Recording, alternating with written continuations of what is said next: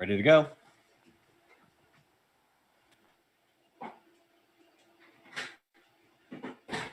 Desmond, you find yourself in the woods, near the carnival, searching, as you were asked to, for one of the draft horses that had wandered away from the carnival. The woods are still and silent. The few carnival workers that you accompanied on the search have spread out further.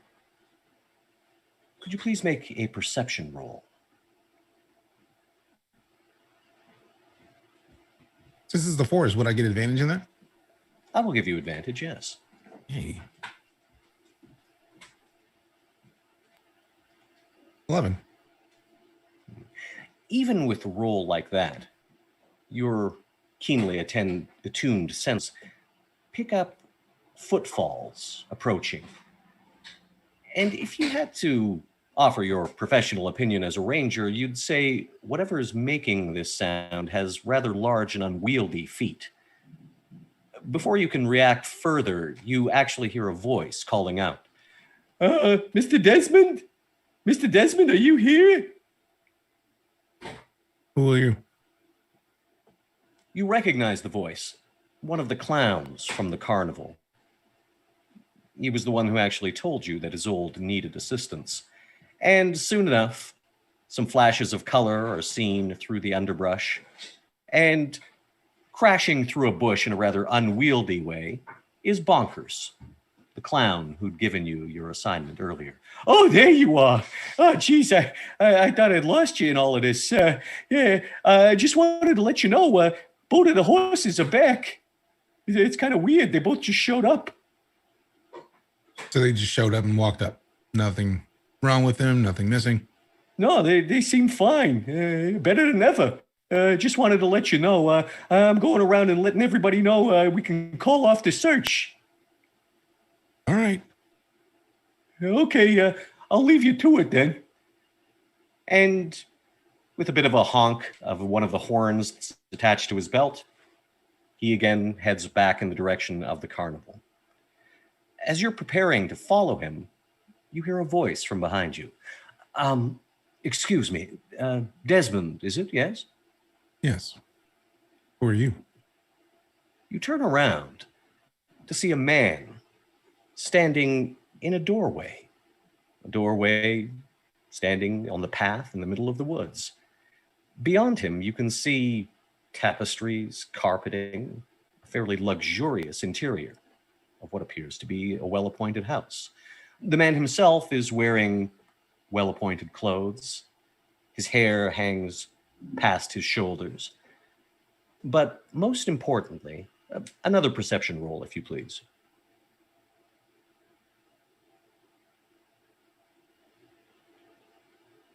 $14. You immediately recognize a very strong familial relationship to one of your friends, Brother Uriah Macabre. Yes, I wanted to catch up with you before you made your way back to the carnival. Where are my manners? I am Firan Zalhoden. I've recently employed the services of your friends for an errand. I thought it might be time for you to rejoin them. This door in the middle of the forest. Oh, yes. Well, they're right here. As he steps aside, you see the room behind him appears to be some manner of library, a roaring fire in the fireplace, and seated around it, your friends, Uriah, Fen, Nahara, Tatiana, and Valentine. To one side, what appears to be a small body lying on a table covered with a sheet. I don't know what this is, but I don't imagine any of them sitting and just relaxing with a body on the table. So I think I'll just head back to the carnival and catch them there. Oh, no, it's really them. Perhaps I should let them explain. Brother Uriah looks up from where he's attending to Fen. You can see the telltale glow around his hands as he employs a curative spell. Fen, you can regain 12 hit points. Thank you. Yes, it is us, Desmond. It will probably be easier to explain once you step inside. Perhaps some of the others might be able to coax you in. For real, Desmond, we're just tired.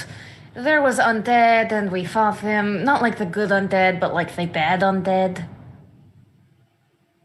Brother Uriah, what was the thing that we found out while everyone else slept? Aaron Moles, what's happening? Into frame, the frame of the doorway, filling it almost entirely behind Ferran Zalhonen. Sorry, what was it you were asking, Desmond? What was the thing that we found out in the house while everyone else was asleep? And what was the food that was offered to us? To answer your questions in order, we discovered that toe that Tatiana had recently spit out was the spitting image, if you will, of mine.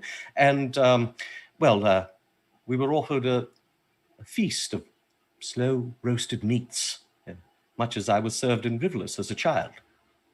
Yes, does that set your mind at ease, Desmond? I understand that appearing like this is somewhat disconcerting, but as I say, if you'll just step in, I can explain everything. Does not set my mind at ease in the slightest, but at worst case scenario, I understand the magic that's at play here, so let's see what happens. I bid you welcome. I am Ferran Zalhonen, and this is my rather magnificent mansion, and you are welcome to it. Thank you. As you cross the threshold, Ferran Zalhonen closes the door behind you. Desmond immediately puts his hand on one of his swords. Now, there's no need for that, I assure you. By all appearances, you find yourself in the house as described. You can see corridors leading off into even more lavishly appointed rooms. Please, have a seat by the fire, if you will.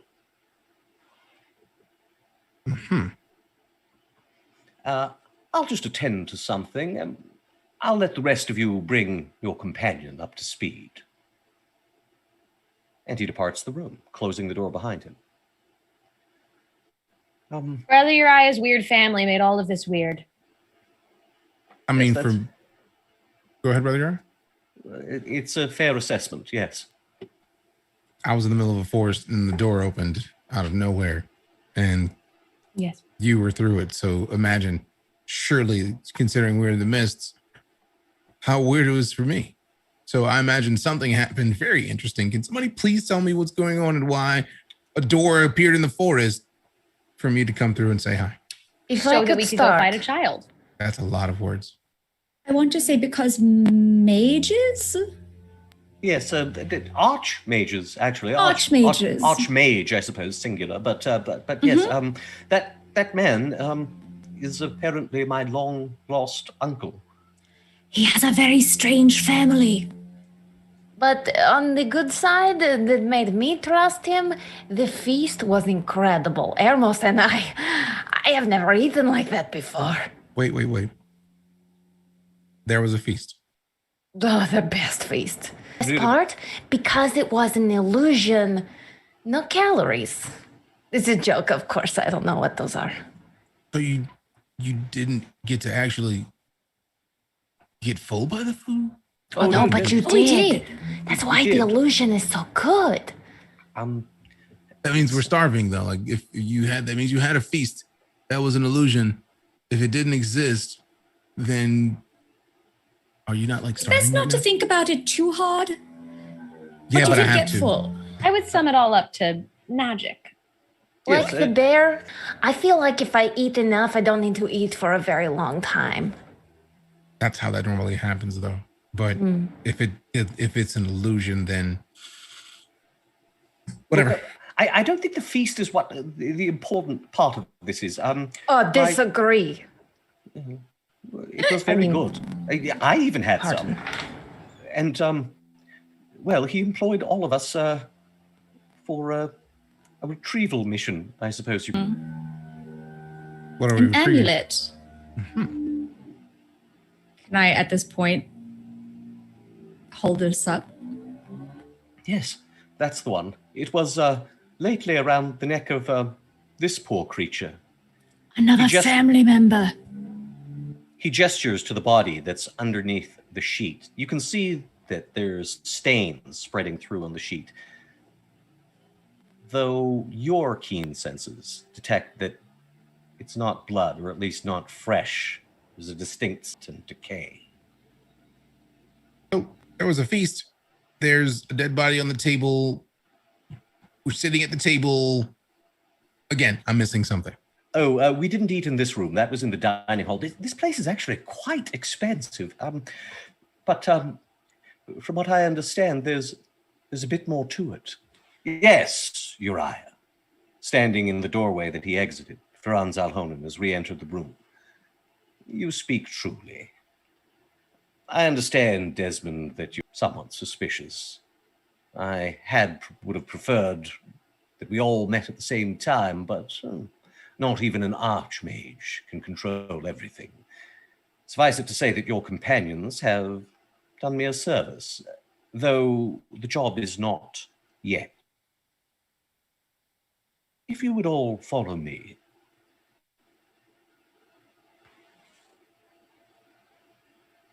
And I just kind of look over to Uriah. And if he goes, I'll follow. Uriah looks back at you nervously, and he seems to nod and suggest that he's going to follow. And Ben is like, can someone pick me up? You need to be picked up. And then Desmond just walks over.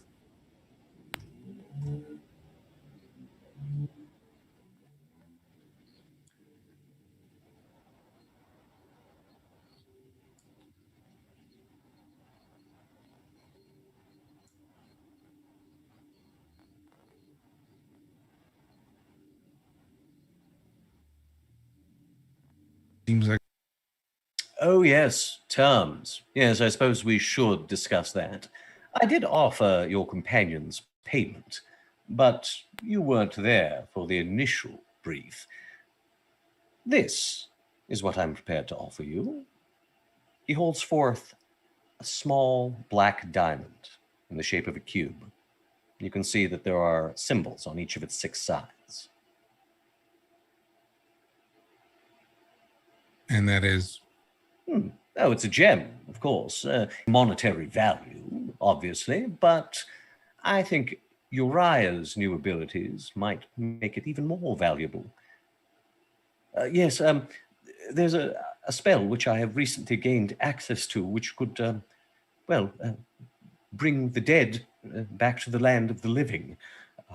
It does require a rather expensive component, and, Uncle Firan has kindly provided it. Yes, this will be yours, Desmond, to do with as you please, but as I mentioned to the others, it might be most efficacious as an insurance policy. how is it an insurance thing? Well, if you do meet your end at the hands of your foes, using this, Uriah would be able to bring you back from death's cold embrace. And everyone has one of these? Oh, yes. Yes, I provided for all. Irmos has one as well. I just looked at Brother Uriah and just, Yes, he speaks true, Desmond. all right. And Desmond reaches out. And there you are, with my compliments. Now then, the initial mission that your friends undertook. Might I have my amulet back, please, Nahara? Of course. Here you are. She hands over the golden dragon skull on a chain, which he tucks away deftly into one of his pockets. It is good to have that returned to me. I am nothing if not a sentimental fellow. But that doesn't really solve the root of my problem. The poor thing that you dispatched She's been a thorn in my side for quite some time. I have destroyed her myself on several occasions and employed agents to act as you did in my behalf on other occasions. But she always seems to return. The mists will not let her rest. We are running into this I know far the too feeling. frequently. I know the feeling. We know the feeling. Yes. He Does draws anyone back. ever really rest in the mists? Apparently, like nobody gets any sleep. Seems that way. No, but we've old and come back. Who do you refer to, Valentine? Of what interest is it to you? I was talking to my friends. I happened to be in the room and I overheard you. Mere curiosity, if you'd prefer not to answer, I will not force one from you. But Jander Sunstar? well, he's another case altogether. He does stay dead, but there are quite a few of him. Mm-hmm. But that's neither here nor there. This particular individual, and he draws back the sheet, revealing the form of a young girl. Desmond, the others have seen this, but you are immediately struck at the resemblance to Brother Uriah. So This do you whole just- thing. You just have a very magical family, then, Brother Uriah, because I feel like it's obvious to anybody looking that girl is related to you. Yes, yeah, I see the resemblance. She didn't always look so. Looked a bit more feral and monstrous when we first encountered her, and she called me cousin. Did she? Oh, then she misspoke. Hardly surprising. The poor thing's mind was clearly addled by her undead state. She more properly should have called you uncle, I think. Uncle? What?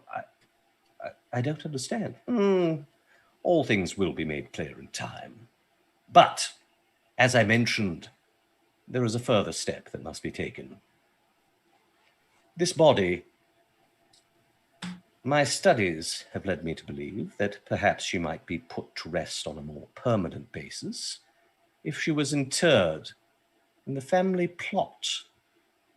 Family plot? The Macabre family plot?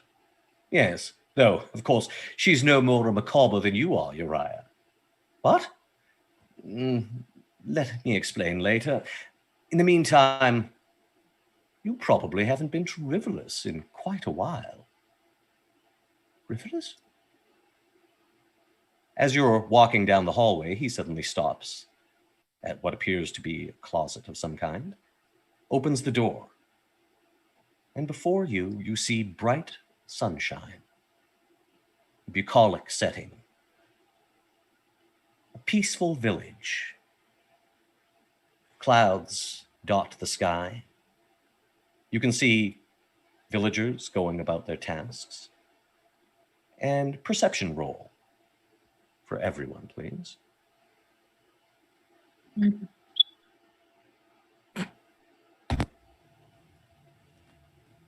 I've got a 23. That was Valentine with the 23? Yes.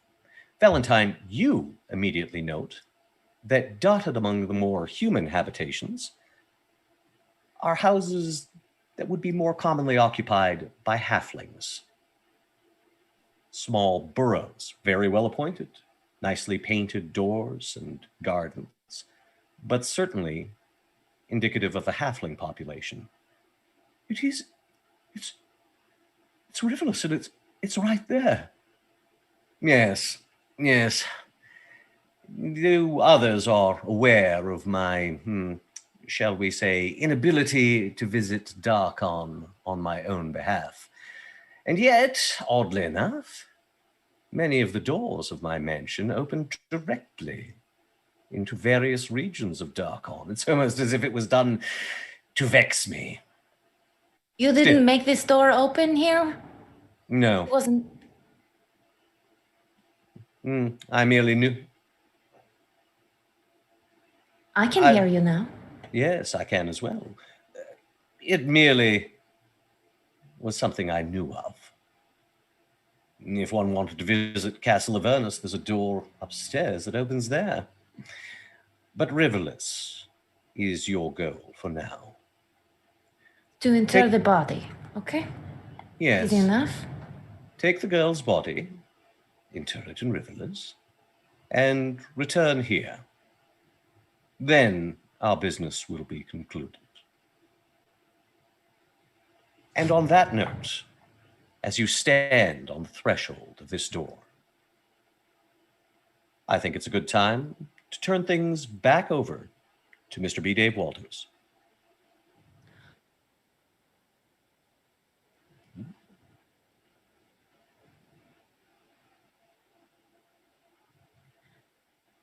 Let me see what I can do here. All right, welcome, friends. Oh, wow. We got a whole spiel for you people. Welcome. Fun fact, you beautiful chat cannot hear our fearless leader, but we can hear him. So messages will be communicated via other mouths. So welcome to the Black Dice Society, episode 18, Family Matters, part 2, with fearless dungeon master, Mark Muir. A little disclaimer about the setting of Ravenloft. This is a horror setting. We wonderful players, yeah, I put wonderful in there, have given our lines and veils to B. Dave and Mark. We just trust him implicitly. He knows things. If any of us have a problem and we switch gears unexpectedly, that's why. Spooky stuff that is off-putting. All right. If you are enjoying our show, make sure that you share it with a friend, you post about it. Those things really do help, in B. Dave's words. But before we begin, we'd like to thank our sponsors, Die Hard Dice. Custom sets for each of our characters are available now at the link that is maybe, hopefully, being dropped in chat. You can use code BDS to get 10% off on Die Hard Dice sets and all sorts of other dope things. We have a TeePublic store. B-Dave, you can still model for us. Show us some beautiful things like this mug with our incredible character art on it by Adam Schubert. He drinks out of it all day long, people. Also, there's shirts, bags, masks, pillows, anything you want. Secret Lab chairs. B-Daves, it's like riding around on the couch. For a guy as big as him, it gets tough, you know? Secret Lab chairs, where it's at. He loves this thing. All those other chairs he bought, they don't compare. He wasted all that money when he should have invested in the real thing. I'm doing some of this from memory, and I'm very proud of myself. We have an Idle Champions code that is also about to be dropped in chat. If you would throw that down, hey, you're welcome. You're welcome. Beetle and Grimm's is an amazing company that makes specialized set. Their Ravenloft box set is probably the most gorgeous thing ever. Nora right there and Mark are showing off some super cool props and special things that came in the Ravenloft sets that they sent to us, which we're so grateful for. And if you type exclamation point BDS art in chat, something will probably happen. We also have a Patreon. You can get early access to our podcast, our exclusive weekly after show, and more like special bonus episodes at patreon.com/The Black Dice Society. And we also have a Discord, so make sure you find us there. Okay, well, friends, without further ado, I think it's time that we get on with the show. And we have to introduce ourselves. That's true. Introduce ourselves. Thank you so much, Becca. Thank you. Hopefully you can hear me now. I don't know why you couldn't hear me, because the ways of technology and the internet are vast and arcane. But yes, please, humble dungeon master, continue with the introductions. I'm glad to know between the two of you, you guys don't even need me. I can just bow out, come back whenever, and it's all good. I will just say this one thing before I turn it back to Mark. That's not true. The internet gods, for whatever reason, are being fickle. I believe everything should be good now. If we get a little laggy, hopefully we snap out of it. That's it, and we keep rolling on. Oh, I guess please do introduce I will begin yourself. by introducing myself. Hello. I shall begin by introducing myself. I am Mark Muir. Normally, I play Brother Uriah Macabre, Cleric of the Grave and Worshipper of Ezra. Today, I am your humble dungeon master. And I will throw over to the person who began our cold open, Mr. DJ Knight. Oh, hi, it's me. I'm DJ Knight. I'm playing Desmond, a human ranger lycanthrope who likes to hunt things, because ranger, you know how it works. Both he and my pronouns are he, him. Thank you for hanging out with us.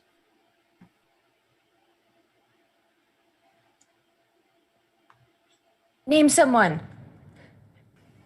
My name is Tatiana. I am Ergenazi barbarian. Perhaps you will find something new that Tatiana will become. She's been thinking about the connections to the world she would like to make. And I am Becca Scott. You can find me at the Becca Scott. Pronoun she, her for me and my character.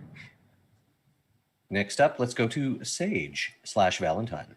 Hello. Hi, I'm Sage Ryan, but tonight I am Valentine. Valentine is a reborn aberrant mind sorcerer. I go by Not Sage everywhere on the internet, and we both use she, her pronouns. Continuing clockwise, Mr. B. Dave Walters.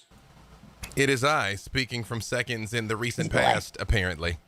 I'm like, no, go on. This is like Lovecraftian, that I'm like 10 seconds behind you. Save me. Normally I'm the dungeon master for this humble story, but today Mark is taking on us part 2 of his grand and macabre adventure, and I will be playing Ermos, the Av Giant, who's just out here to a change of pace to get out of the carnival. I have a good time with you lovely people. Wagwan.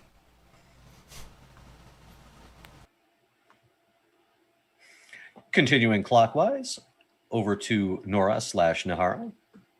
Hello, I'm Nora Ibrahim. You can find me everywhere at Noralogical. And tonight I am playing Nahara, your reborn Fallen Azamar warlock. Oh, sorry, bardlock. Lovely.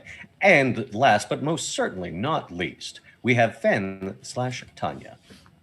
Hey y'all, Tanya DePass, Fen, Cypher Tier everywhere on the internet. And today I am Fen, your blood hunter, drow dump here with a little bit of the beast in her. She, her, for Fen and myself. Lovely. And these are your cast of characters. B. Dave, I'm going to throw it back to you if there's any further housekeeping before we roll the credits. And if not, let's see those credits.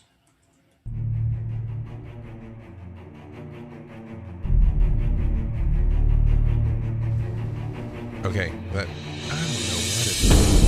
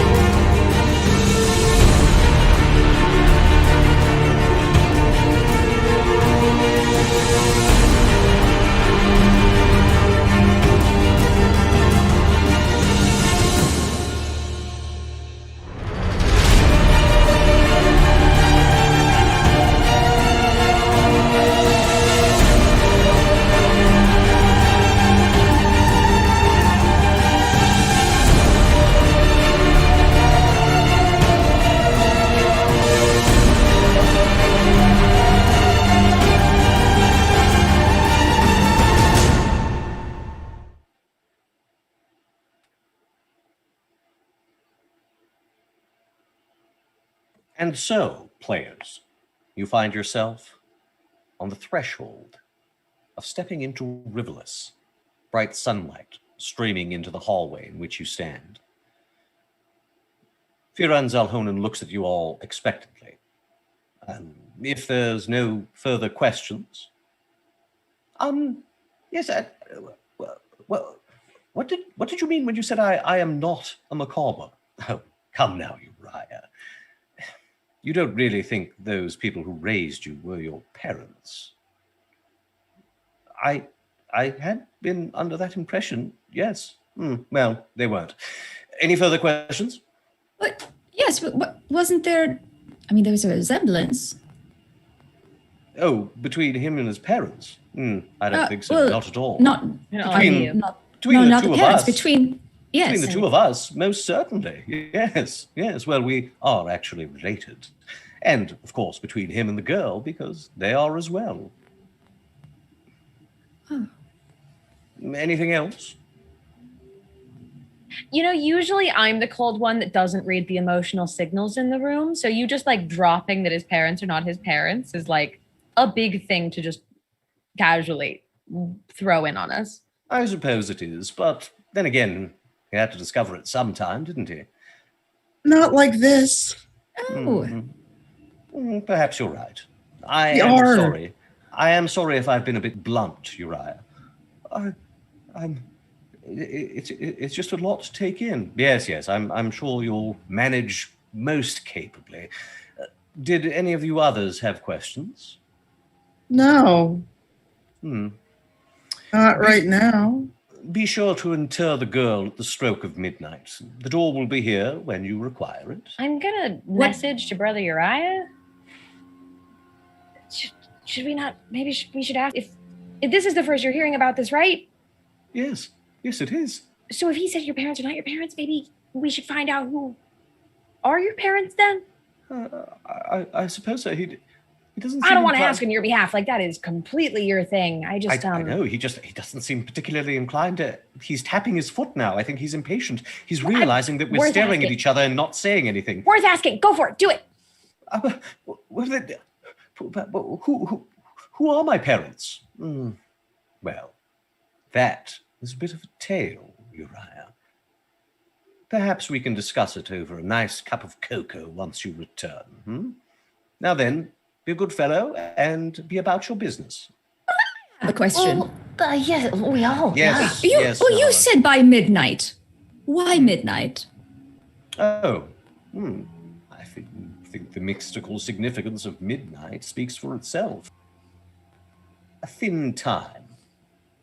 In the same way that certain places are thin places. A threshold between one day and the next.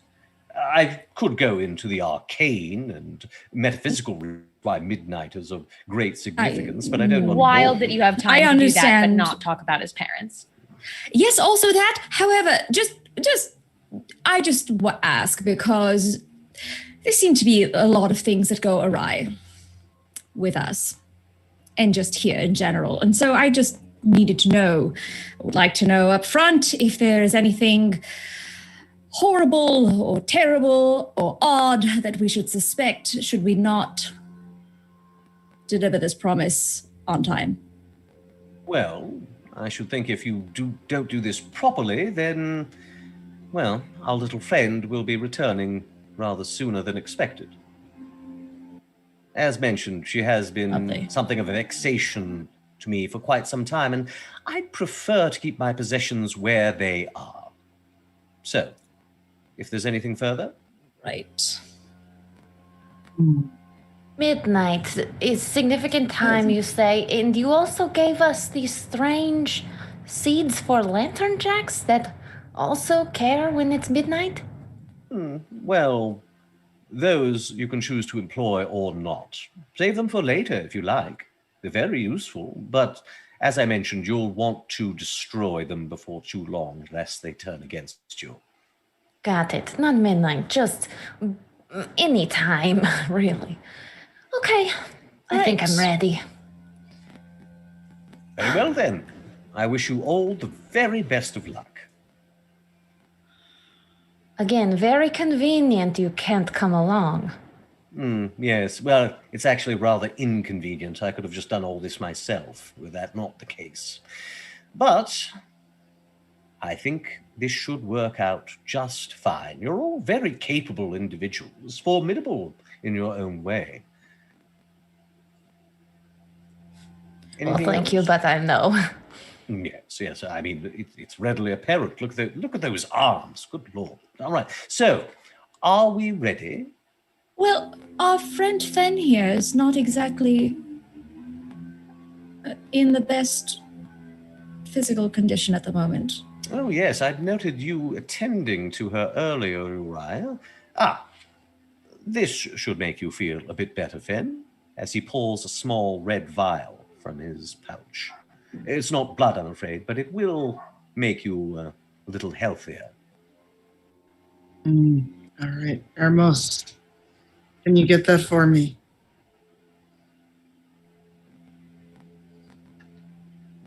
Since Ermos is holding me.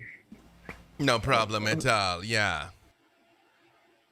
Fenn, I can also help if you're still feeling poorly. A bit, but once we get through this door, if you could take care of me. Of course. And then I kind of look at his uncle. I'll have questions when we get back. I'm sure you will, and I will be happy to answer them.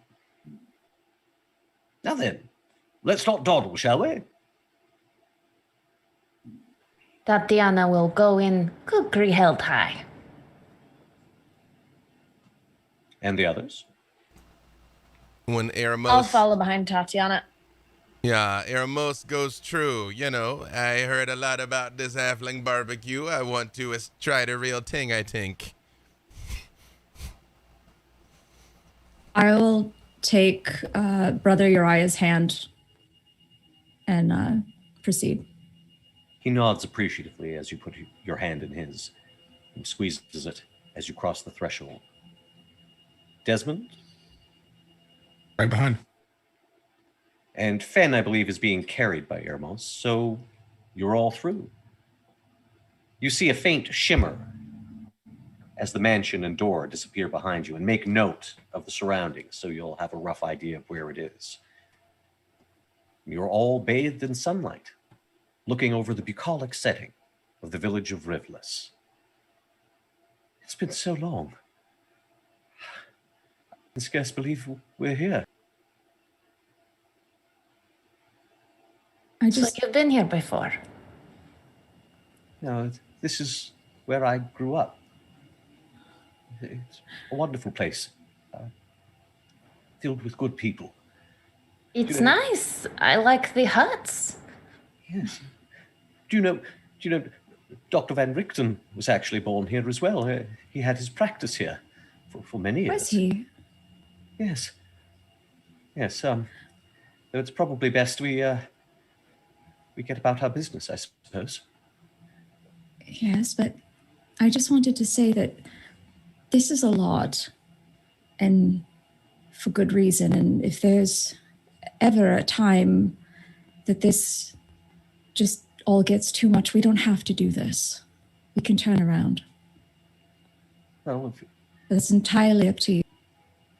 if this girl, he gestures to the body, if this girl is in need of being put to rest, then I shall not abandon her. Whether she's Right. My niece or what have you, I do not think she deserves. Just that it's always Yes? Just that it's always your choice and no one else's.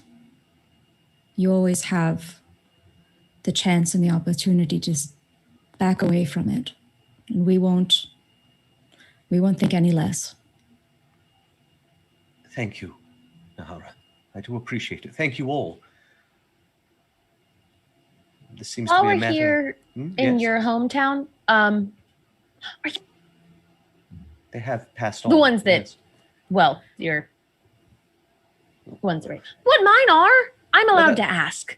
Of course. And whether or not they sired me, whether or not I am the flesh of their flesh, they are my parents. They are who raised me. Of course. But yes, they're no longer with us. I suppose we'll have the opportunity to see their graves sooner rather than later. I'm sorry for your loss. I do understand. Thank you, Valentine. I do appreciate it. Well, I suppose we should... Young Master Uriah, is that you? You hear a voice from behind you and turn around to see a halfling. Over his shoulder is a sack. He seems to be somewhat advanced years for a halfling. Staring up at all of you. Well, I don't believe it.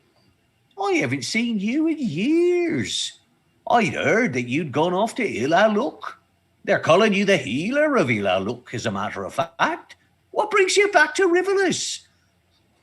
By the gods, it's old Broadfoot. Everyone, this is Mr. Broadfoot. You can call me Ernest if you like, or Ernie sometimes to my friends. What, are you all friends of Uriah's? Yes. Very good friends. We protect him. He's puny and scared, but also very good at healing. You should be very proud. Oh, I am. He's very brave. Brave, you say? I'm not sure we're talking about the same Uriah, but welcome, all of you. You've got the look of adventurers about you. Oh, leather backpacks, 50 feet lengths of rope. Yeah, that's adventurers, all right.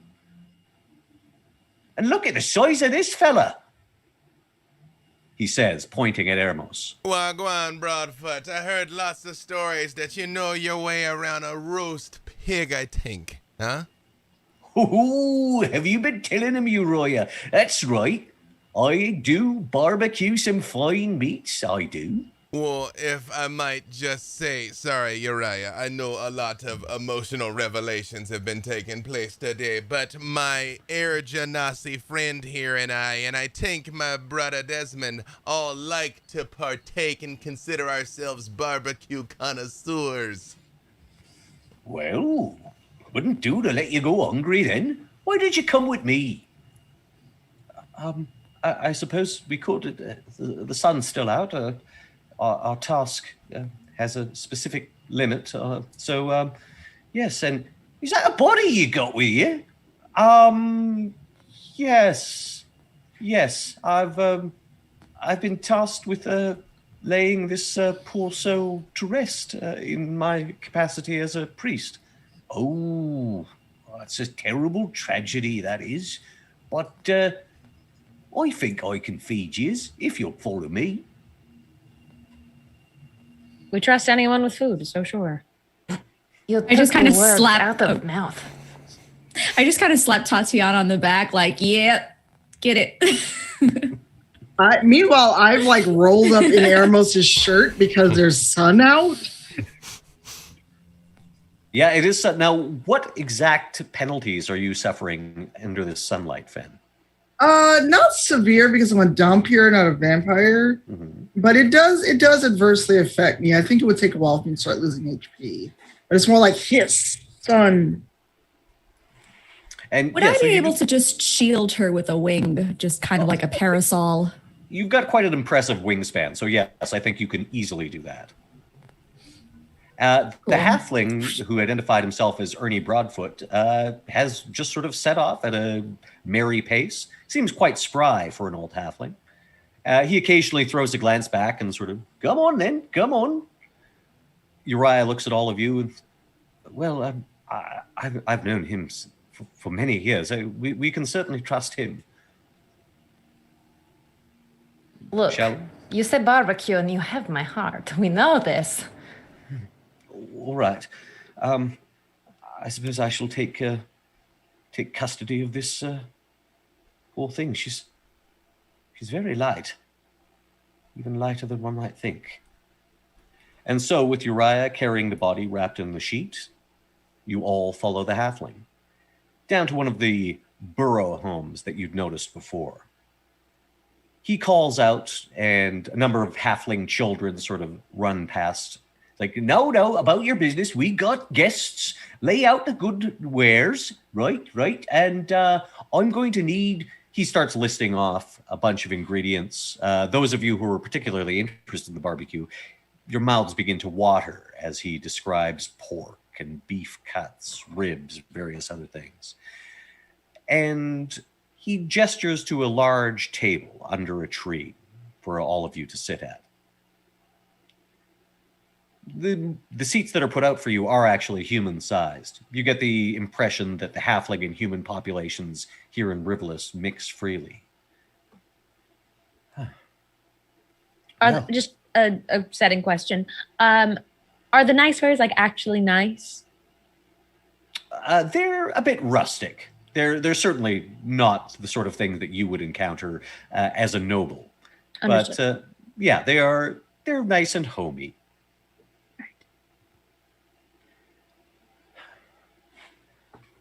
I still can't believe that I'm actually here. I didn't think I would set eyes on Rivolus again.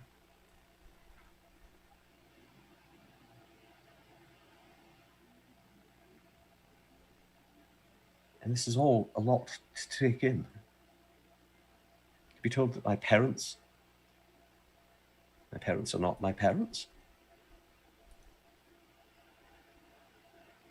And this man, Ferran Zalhonen, I do remember him from when I was a child, but it was on one occasion he came to visit.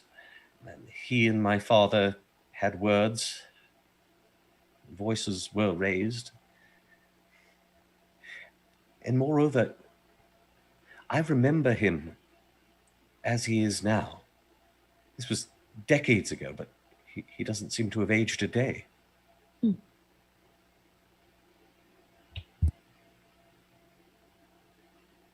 The question is, do we simply do what he says and hope that he leaves us be after that?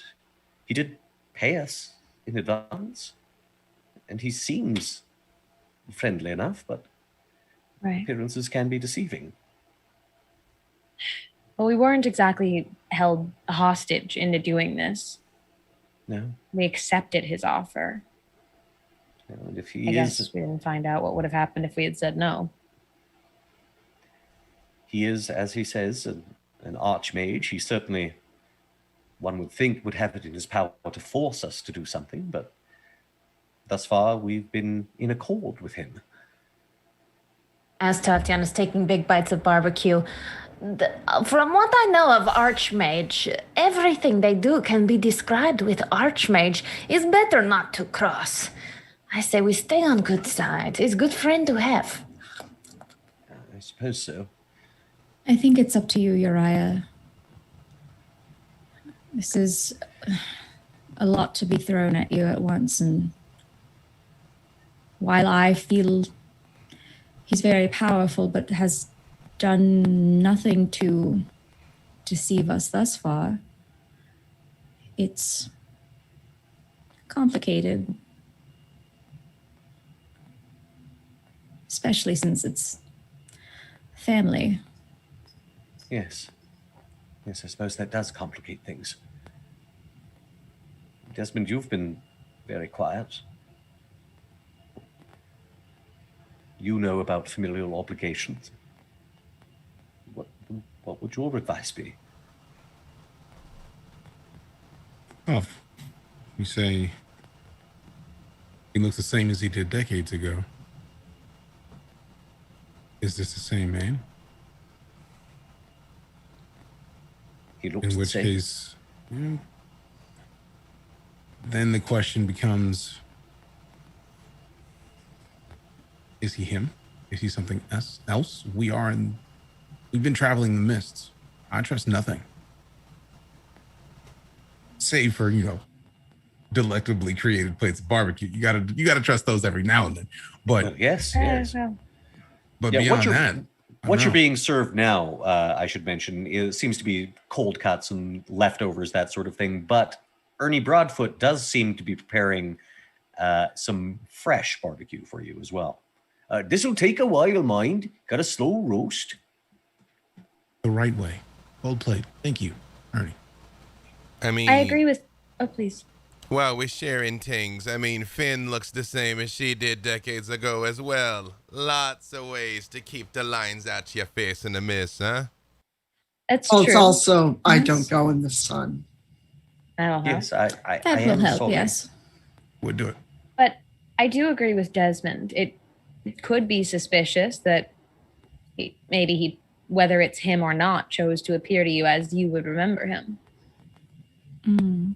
It could be either someone else choosing to appear as you would remember, or it could be him and an attempt to make you more trusting and be more recognizable to you, appear to you as you would recall. Suppose. And there's the fact that, well, he certainly seems to be a wizard of some great power. Yeah. Archmage. Yeah, Yes. Archmage. So Might just staving not be off Asian. the effects of age are probably the least of his abilities. Uriah, do you know what that amulet does? No, I'm afraid I don't. I'm just This is an curious interesting as to see why question. he wanted it so badly. Yes. You ask a very good question, Nahara. Do we want to give a powerful item before we know exactly how powerful it is? We already Well, did. We did. We sort of did. Right? In No, I'm just retrospect, saying, like, I think was it that was a He did claim that it had no inherent magical power, that it was merely a matter of sentiment, but that I seems find that somewhat suspicious. suspect, yes. Yeah, I guess we don't know what kind of power we just put in his hands. Yeah, he also mentioned having feel so killed that like stupid. young undead thing repeatedly. Yes, she apparently returns. He said the mists won't let her rest. What if? Oh, you've just opened this entire rabbit hole that I'm. Well, now what if this child is supposed to be alive for a reason, just like I'm supposed to be alive for a reason, and just like Valentine's supposed to be alive for a reason? Yes, but, well, she's not the same sort of thing as you, as either of you. You saw her. Also, I'm learning that my reason might not be excellent. Not all reasons are good reasons, and it might not have been the like greater purpose I was hoping it was. But a reason. I have missed a lot while looking for horses. Yeah. Yes. Well, I'm glad you're back with us. Agreed. You just see Fen peeking out like a little burrito. Why'd you go chase those horses, though? Let me just say one thing. As you can clearly tell, we're fighting a tech snafu over here that we might have solved, but it's going to require a very small break in the stream. So if this works right, it'll be like 15 seconds. So don't go anywhere. We will be right back, hopefully with a more stable connection.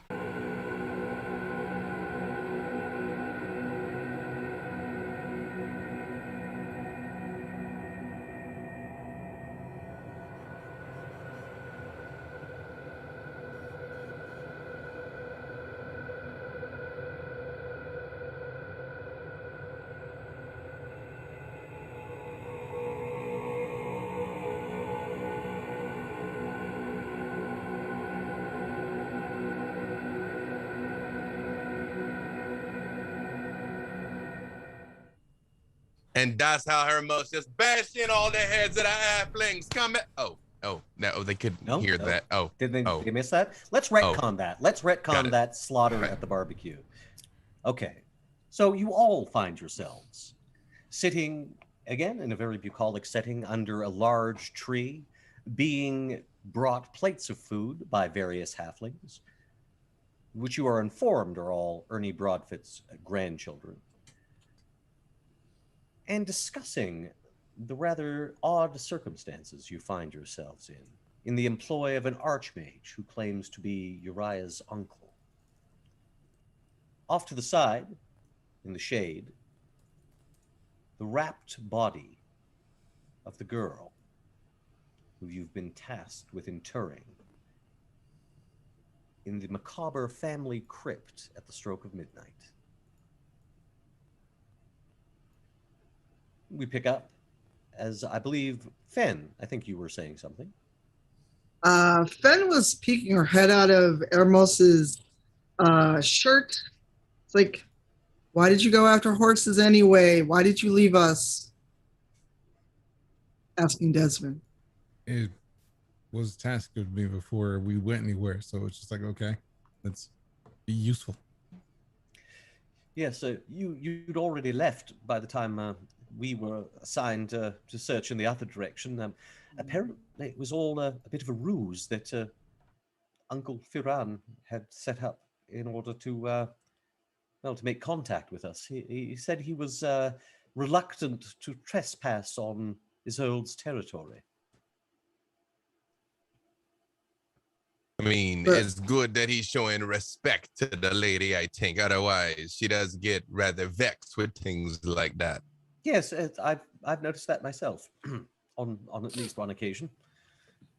No, you were safe. You were safe. Still, I wonder if there are ulterior motives involved, how we could possibly stand against an individual of such power.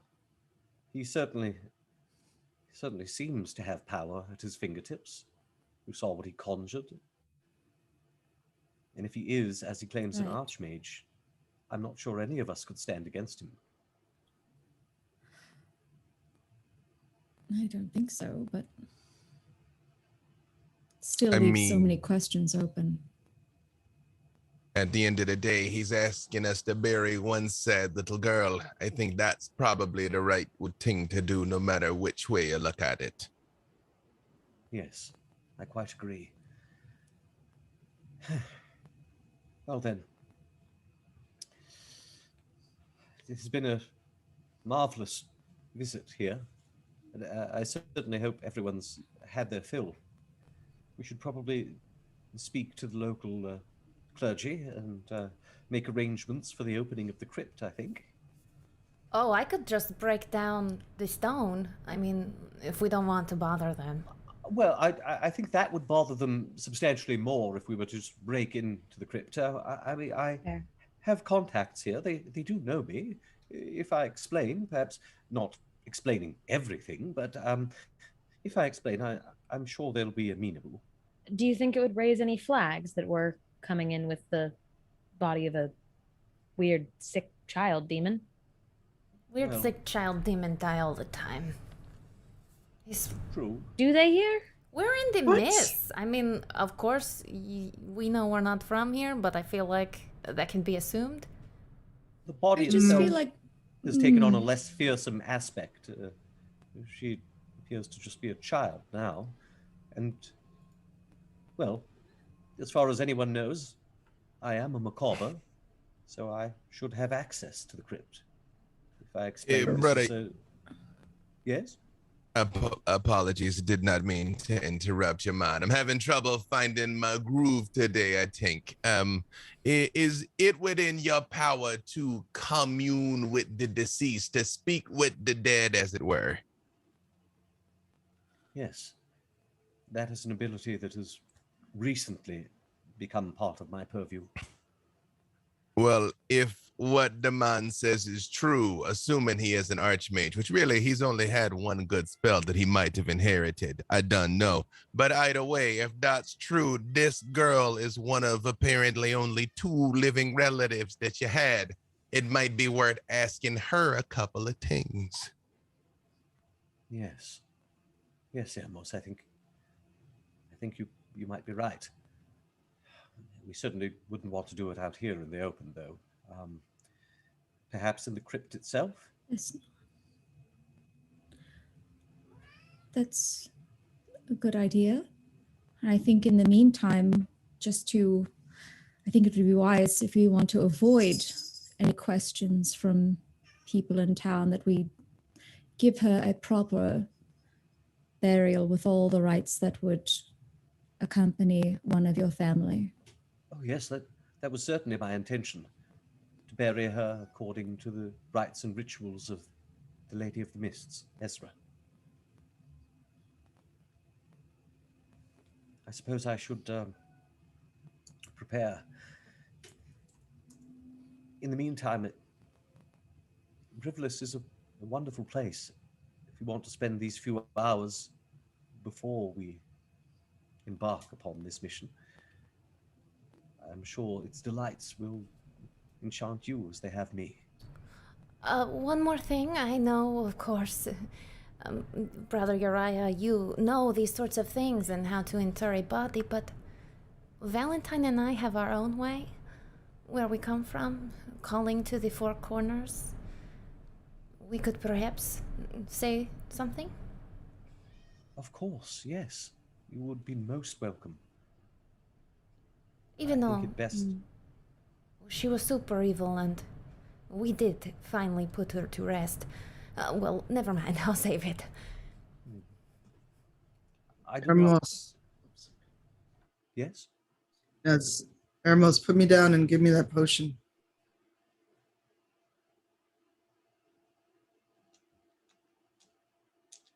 As you drink the potion, you feel your wounds begin to knit.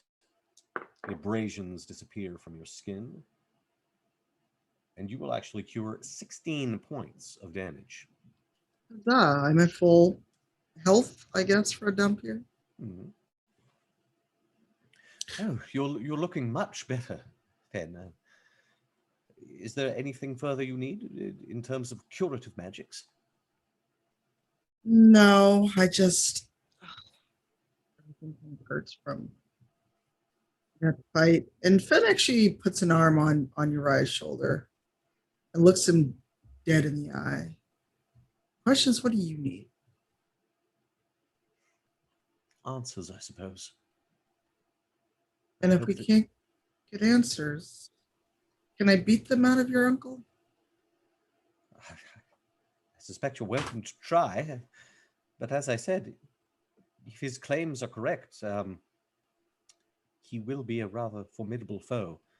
I mean, it wasn't just the mansion. You remember those dogs? Yeah. The dogs were quite convincing. Hmm. I just tap the hilt of my sword.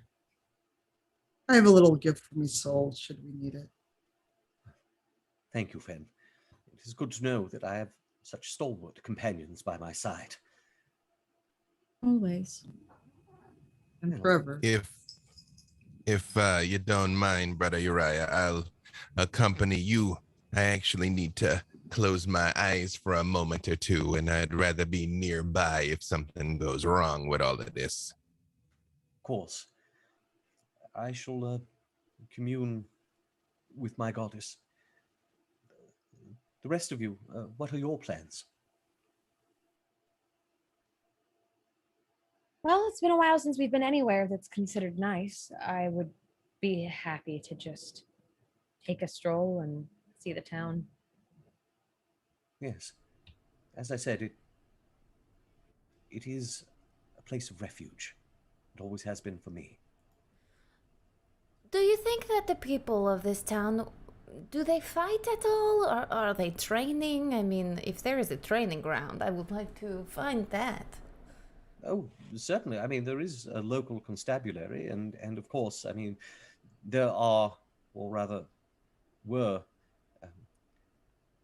soldiers of Darkon stationed here. It's always been a haven of sorts. At this, Ernie Broadfoot approaches the table and lays down a large platter of meats. There we are. No, did I hear you say it was a haven, Brother Uriah? Yes, I was speaking in glowing terms of Rivulus. Yes, it always was. These days, of course, I don't know if anywhere's safe. What do you mean? Well, with the conflicts, of course, and the mists creeping in at night. Yes, I'd heard some tale of that as I set off for Ilaluk. It's got worse since. Ooh, you don't want to be out and about at night these days. They say that the mists are reclaiming Darkon, taking it piece by piece. And if that's not bad enough, since the king vanished, well, everything's been in disarray. Rivulus has escaped the worst of it, I suppose. But you've got all these factions trying to claim the crown for themselves, and Castle Avernus. What about Castle Avernus? It's a no-fit state these days. I fear to say that Azalin Rex has abandoned us to our fate. I see. Perhaps I could speak further of this with you, Mr. Broadfoot. Yeah, of course, of course. Your friends are welcome to stay here tonight if you like. we've got some accommodations that could fit the big folk. Oh, I'm afraid your very tall friend might have to sleep in the barn, though. Comfortable hay, though. Comfortable hay. Yes, I'm not sure we'll be staying the evening, but thank you. Thank you very much. I feel like your And- beds are probably too small, like, legs and head hanging off either side. I need a particularly large bed. Ernie looks at you and goes, "Yeah, you might want to stay in the barn as well, miss." I've done it before, it's fine. And so Uriah sort of busies himself. You see he takes the body off into one of the outbuildings and seems to be praying over it. What will the rest of you do with your afternoon? Desmond, would you come with me to maybe go teach these halflings some fighting moves? I have some questions for you. Sounds like fun. I haven't had a good fight in a while. I mean, like 2 days maybe, but it's too long. And the rest of you, will you accompany Desmond and Tatiana? No, I'm actually going to stick to Brother Uriah. I would like to Yeah. ask before we explore into the town, how does the area take to the undead here? If you ask Uriah, he indicates that you should probably keep that under wraps. Got it. And he offers the same advice to Nahara as well. These seem to be simple folk, good-hearted, but also superstitious. And given the turmoil which seems to be affecting Darkon right now, it's probably best to not to draw that sort of attention to yourself. Do they see many Azamar around here? You have noticed the halfling children in particular were very interested in your wings.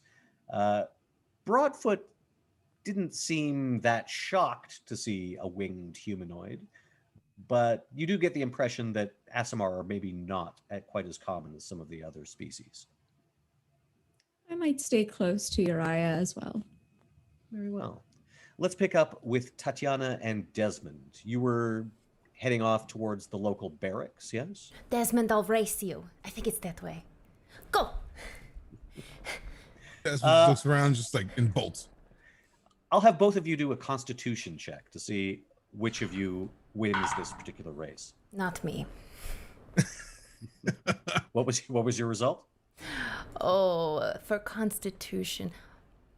This is not a save. This is a check. She's full of barbecue. That's the problem. They both are, so I think it's an even match. But what was your roll, Tatiana? 8. 13. Yes, Desmond does pull ahead. Tatiana, you start to feel like a little stitch in your side. You're getting Bad idea. Hold on. No, wait. Okay, I will race you again later, and I will show you how fast I can go. That's fine. That's fine. In the meantime, here, take a wing. And Desmond just like pulls out of his he pulls out a bag and he just has some of the wings that Ernie prepared. He's like, here you go, have one, and just takes one out and starts gnawing on it himself. You These wings saved are- more for later? they're particularly good. course. They're smoked. They're just, the sauce is amazing. Everything that you sampled at Ernie Broadfoot's table was even better than the illusionary examples of which. You know, I thought that the illusion ribs were good, but this is incredible. No, but I mean, real ribs are always going to be delusion ribs every day of the week. I'm just saying. Desmond, there's something I've been meaning to ask you. Okay. I knew you when you were just human, but now Just human. I know it's funny now. better. But what you do is so magnificent. I know I am strong, but I am always looking for how I can be stronger to protect more my friends. And I wonder, do you think perhaps there is a way that, I don't know, I could harness the power of animals too? I mean, what does it feel like to be a wolf? Before I say what it feels like to be a wolf, I will say that I have noticed that you have some extra.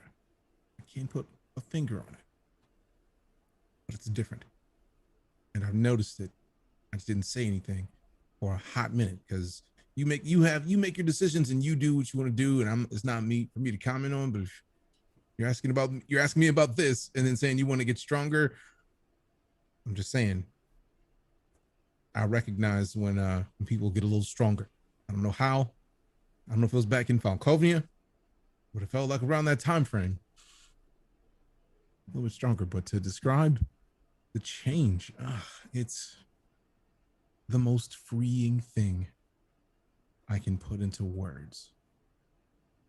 The change is painful initially. Like the first change is the worst because every bone in your body becomes a different bone. It takes on a new structure. I'm both human and wolf simultaneously with the strength that is more than both, with a bone mass that's more than my already kind of beefy bone mass. So it was the most terrifying thing that I've ever experienced, to feel your jaw break apart and grow simultaneously is something that I feel like no one can understand unless they've felt it. But now it's not even painful anymore. It's easy. I can do it half asleep if I need to change, if I need to be more than I am right now. It's a thought. It's a rage. It's accepting that rage and just feeling it. And once it's changed, once I'm, feels weird to say it, but once I'm the me that allows me to be, it is the most freeing thing.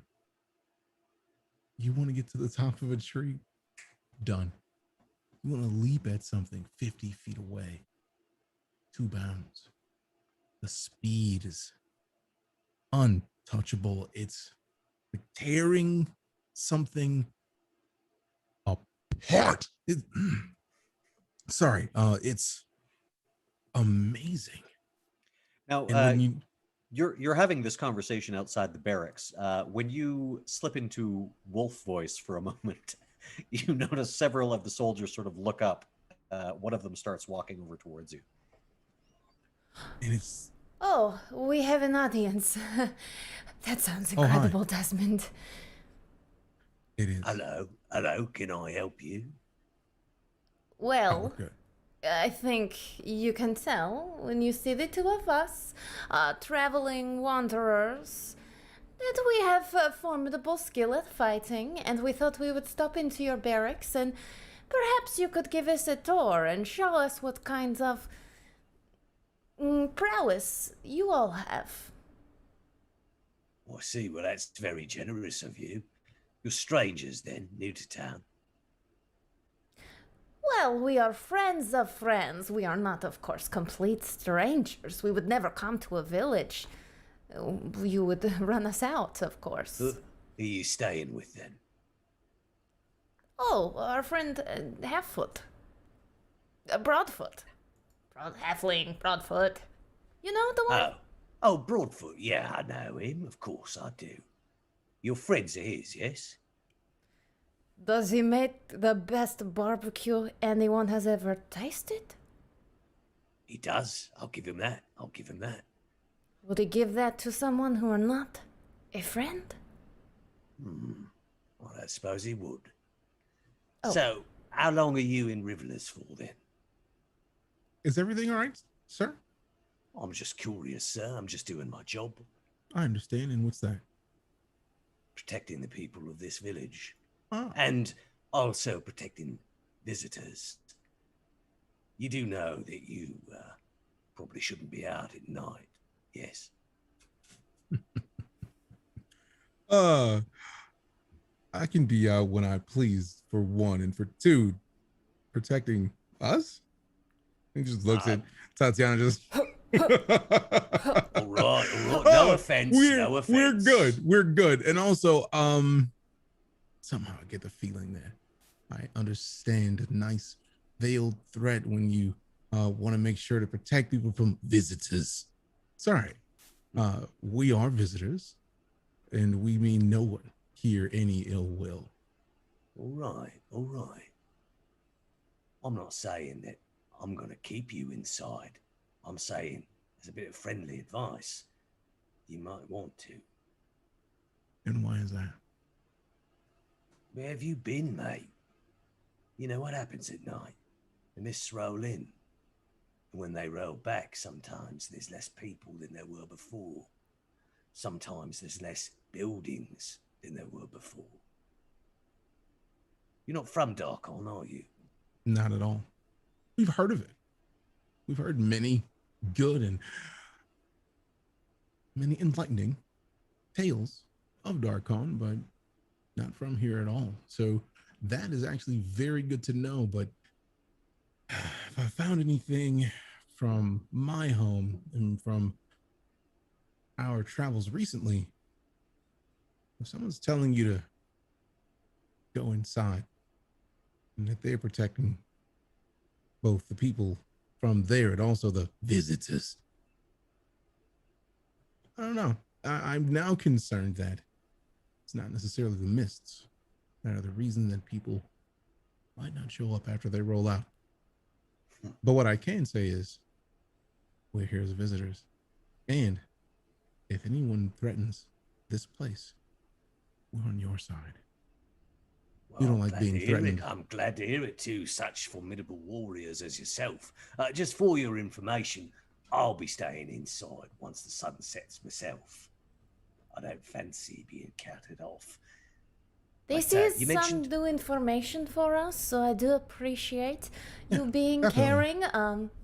My friend Desmond sometimes may take things a certain way. You see, we have come against many foes, but that is not how we come here. In fact, if you would be willing to spar, well, of course I Spar? would go easy. Sparring, yes, for sport. With you? Well, With me. all right, I suppose that might be fun. I could Yeah, do it Reggie. with one hand. Reggie, over here. You see one of a rather large, bald guardsman sort of stands up as his name is called. What do you want? This here lady would like to spar with you for our elucidation and education, I think. All right. He sort of lumbers up to you and takes a position, looks as though he's ready to spar. All right, then. I assume we're not going to do this. Well, this is going to be a friendly match, right? Totally friendly. I won't bite off any body parts. Okay, all right. You heard her, Reggie. Nice and friendly. He calls a few of the others in. You can see that these guardsmen's armor and weapons, it's not in particularly good care. You get the impression that these are, they're probably more layabouts than they are guardsmen. But the one in front of you does seem rather large and powerful. Not particularly bright, but he probably knows how to fight. All right, so with the fists? Just fists. She attaches all of her various sharp implements and places them near Desmond. Very well. I think let's just do this. So as you two square up, let's roll initiative.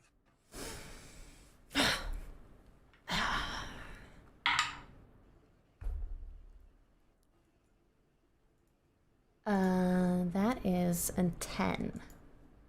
That certainly beats his 6. So go ahead. Tatiana gets the drop on him as he lumbers forward with his fists raised. You have the first attack. She walks forward, hands at her side, straight at him, and then ducks to the ground, kicks a leg to kick his feet out. Very well. Oh. Make an unarmed attack to see if that's successful. See if you make contact. 23.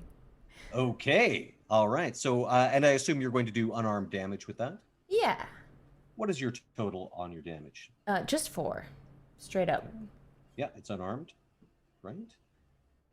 And let's make a dex roll for him, which he fails miserably. He crashes to the ground like a side of beef. Oh, come on, Reggie. You're letting his side down. On your feet, mate. On your feet.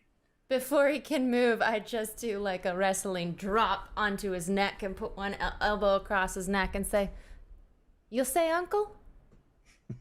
Okay, well he's gonna get his attack. What's your armor class? 16. Yeah, so he ineffectually like sort of swings a wild backhand at you to try to get you away from him, and then you do what you just said. So that'll be another 4 points of damage to him. Yes. I don't actually push into him at all. Okay, so this it's is just more a of a grapple. restraint. Yeah, grapple. This is a grapple. Okay, so we're gonna go with opposed strength rolls.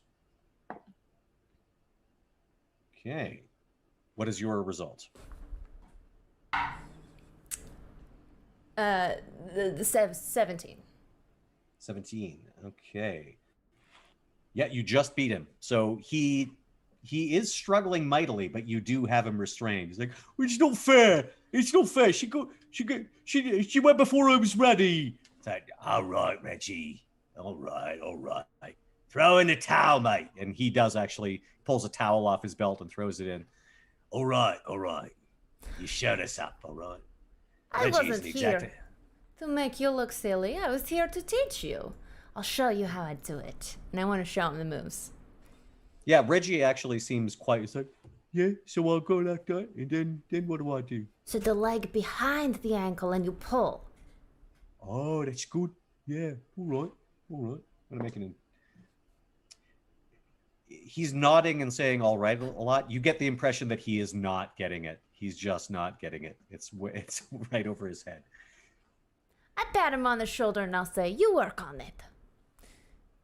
And the first guardsman that you were speaking to earlier sort of comes up and is like, "Well, there's only so much you can do with the material you have available. But thanks for that. Reggie was getting a little big for his boots." My pleasure. Sometimes I just need to stretch, you know? Yeah. Listen, what I was saying earlier, I wasn't trying to be threatening or anything. It's honest advice. You should be apologizing to my friend. Well, he's sort of saying it to both of you. Yeah. It is honest advice.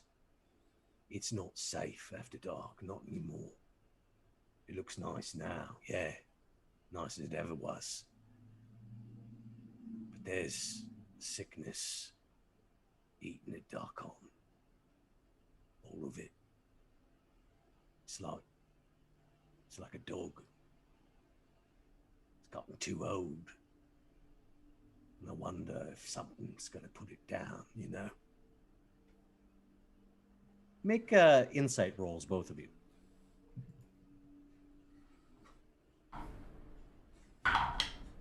14. Tatiana, yeah, Desmond, you were kind of not impressed with this guy, so maybe you're not really taking in what he's saying.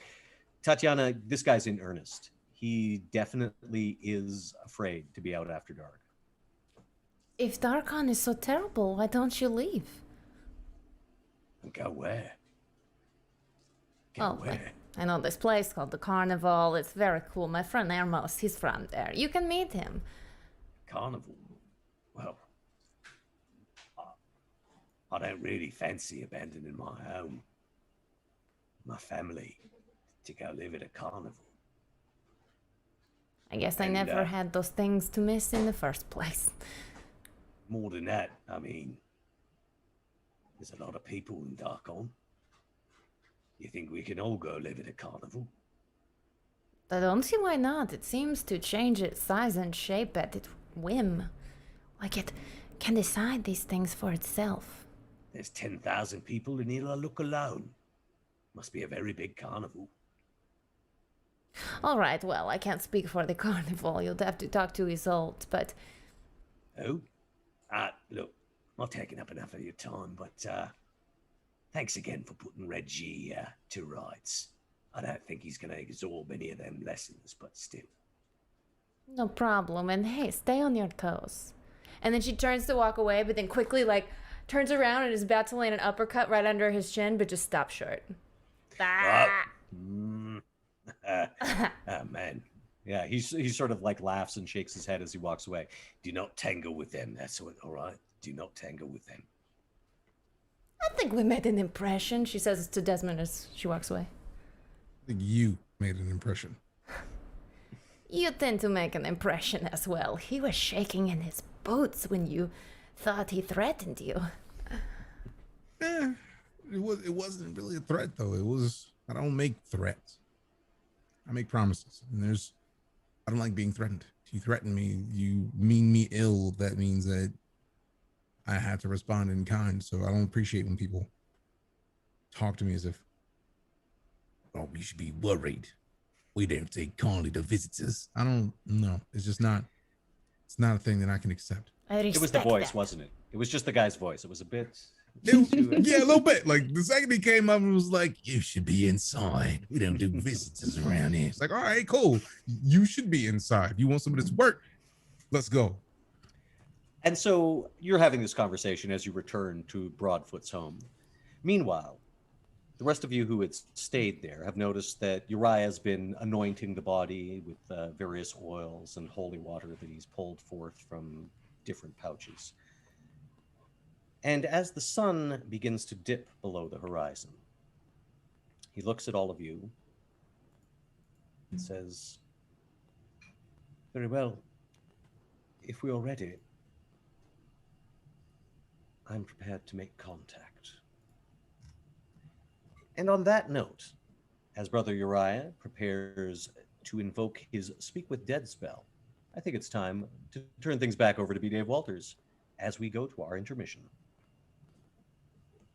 Yes, one quick thing before we go. As always, we'd like to thank our top supporters on our Patreon. Again, we have patreon.com/the Black Dice Society.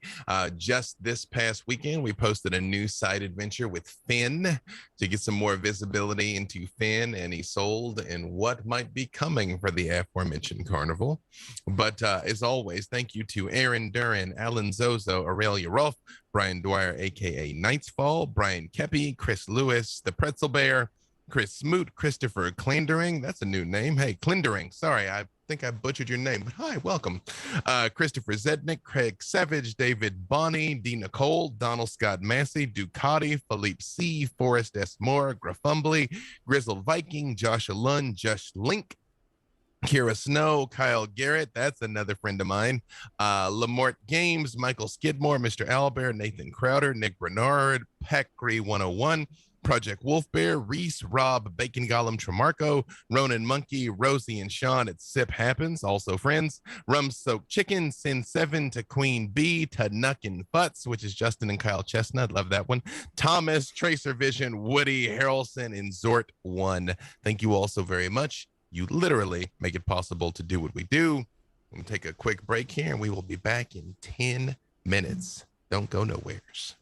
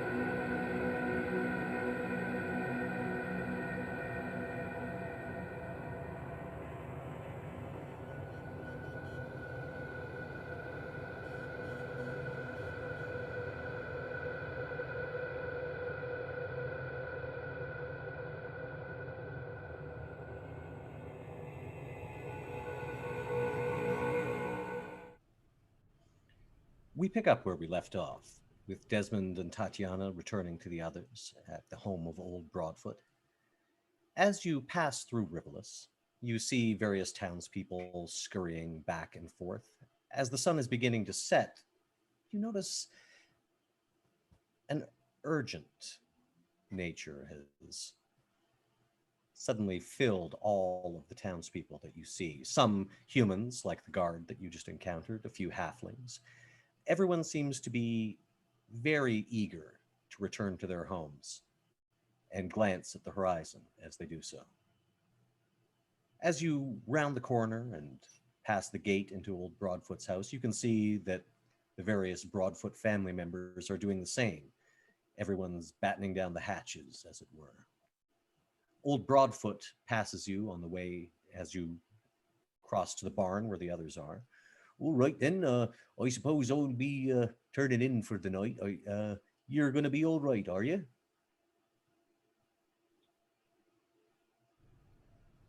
Are you asking me? Oh, yes. I was speaking to you. I don't mind if either of you answer, though. Well, of course we will be all right, but we're more worried about your people. I mean, if the Mists are coming and taking people, you need to know how to defend yourselves. Well, we found staying in our houses does seem to do the trick. And, well, the Mists haven't really penetrated that far into town. It's usually things on the outskirts. Still, better safe than sorry. But I like to be safe, and I don't like to be sorry. I wonder. This Mists, it's as if they know that those wandering out shouldn't be. Or did you build your town just out of its reach? Ooh, well, Rivolus has been here for quite some time. The creeping mist is more of a, shall we say, recent phenomenon, I suppose. Still, one hopes the king is still watching over us wherever he may be. Praise Azalin, praise Azalin. Right. Praise all right. Azalin? Well, he's the king after all. Right, So, but like, you think he can hear you all the time? One never knows with Azalin Rex. Though some have thrown their lot in with some of the other factions that have arisen. Still, best not to speak of it too much. Never know when the car gets about. All right. Good night to you then. Good night. And if you need anything, if you're scared, Tatiana will protect. Well, I thank you kindly, miss, and good night to you as well, sir. Good night. Thank you very much for the food. It was absolutely amazing. Oh, it's a host's duty to provide a meal for his guests. We'll see you in the morning then. Sounds good. Good night. And so, I'd like As to send you- a telepathic message to Nahara. And just say, I mean, it's not like we're going to be sleeping. No. Did you have something in mind? Well, I can't say I'm not curious what it is that comes after dark. I am very curious. And perhaps I was also thinking maybe there was something we could, any records, anything we could find on this Ferhon, his uncle. in Where do you think town. we would look for that? No idea, but doesn't hurt to venture out and see what we could find. It also might. Let's do it. Tatiana and Desmond Nice. rejoin the others in the barn. As mentioned, Uriah has the body laid out, anointed with holy water. Very well. I've never actually cast this spell before, but as I understand it, we will have 5 questions that we may pose. Does anyone have an idea what they should be? One quick question, Dungeon Master. Has more than an hour passed, or more accurately, could Eremos have snuck in a short rest during the time of this preparation? Oh yeah, I think specifically you said you were going to lay your head down, and you found that the ribs and barbecue was actually a very effective sleep aid. So you managed to get a nice little meat coma in, and you do have the equivalent of a short rest. I would just say one thing for anyone that was paying attention. Any child Eremos saw, he wears sort of this like flowing, like robe, like multicolored singlet. But any child, he would have produced like small teddy bears that are the kind that you win at the games at the carnival. Each of them with a little golden ticket tucked in its waistband, and like giving it to the children before he slept. There were certainly lots of old Broadfoot's grandchildren about. So yeah, you have dispersed quite a few of these small teddy bears. However, to your point, when you ask if anyone has a question, Eremos just sort of hefts them all onto his shoulder, and he's like, I got nothing else to say to she, but if she decides to cause more problems, I'd be ready to put her back to sleep again. I Yes. want to know who her parents are. All right. Yes. If you're That's what I was her gonna say uncle. too. Yes. Do you know your siblings? Did you know you had siblings? Do you have siblings? No, I was an only child. Though apparently I do have siblings, clearly. Well, she recognized you as uncle. She must have known who you were, boy. Yes. That was All strange. right. So That who are means her parents is one of your brothers or sisters if you're her uncle. Yes. Who knew who you were? And must have a very accurate painting or portrait of you. Or very good descriptions. Though there does seem to be a rather marked resemblance between the actual members of my family. I don't know how high this ranks on the questions, but I'm throwing it out there of what that amulet signifies. Yes. Her parents, the amulet. Who are your parents? Yes, if she knows. That's 3. What do you want to ask? I want to ask how she knows me. Or And the last?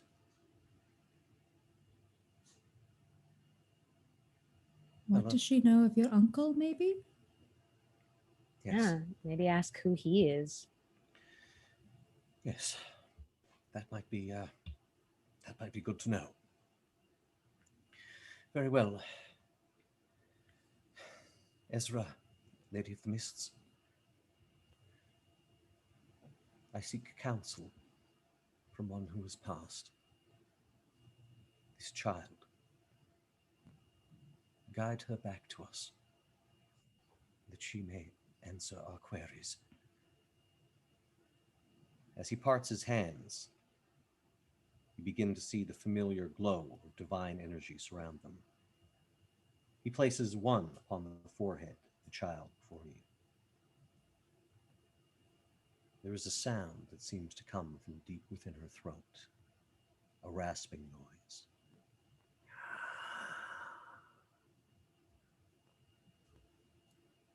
I am Brother Uriah Macabre of the Church of Ezra, and I have called you back from beyond the veil. I seek answers to my questions. The jaw of the body on the ground suddenly drops open, and emanating from the black hole of the corpse's mouth, a small, unfrightened voice, that of a little girl. Ask them.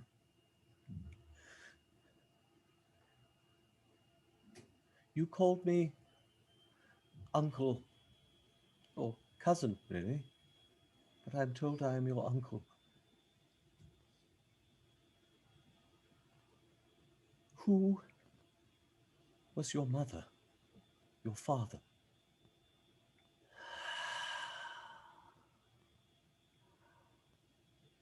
My mother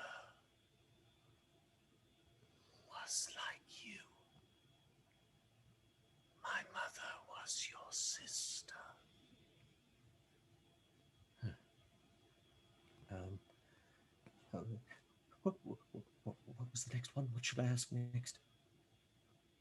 About your uncle? Yes. You named Firan Zalhonen your great uncle. How do you know him?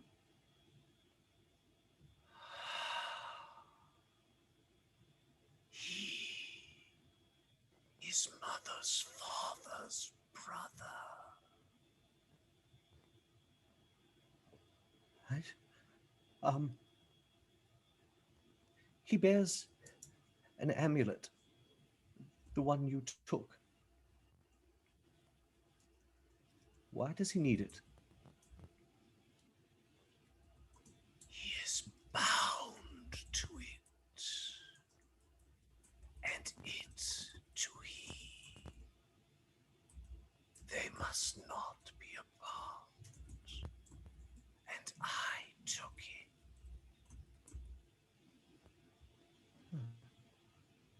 All right. Next. I mean, this wasn't on the list, but I would certainly like to know why. Why would she want to take it from him? What did he do? Why did you take the amulet from him? I did as I was bid.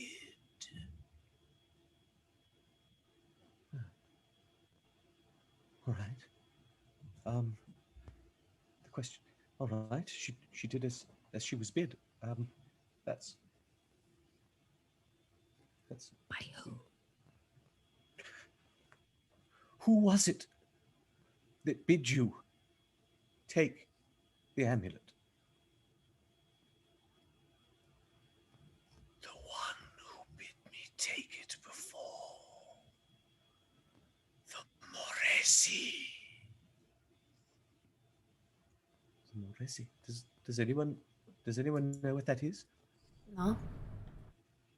No. Give me Arcana rolls, everyone.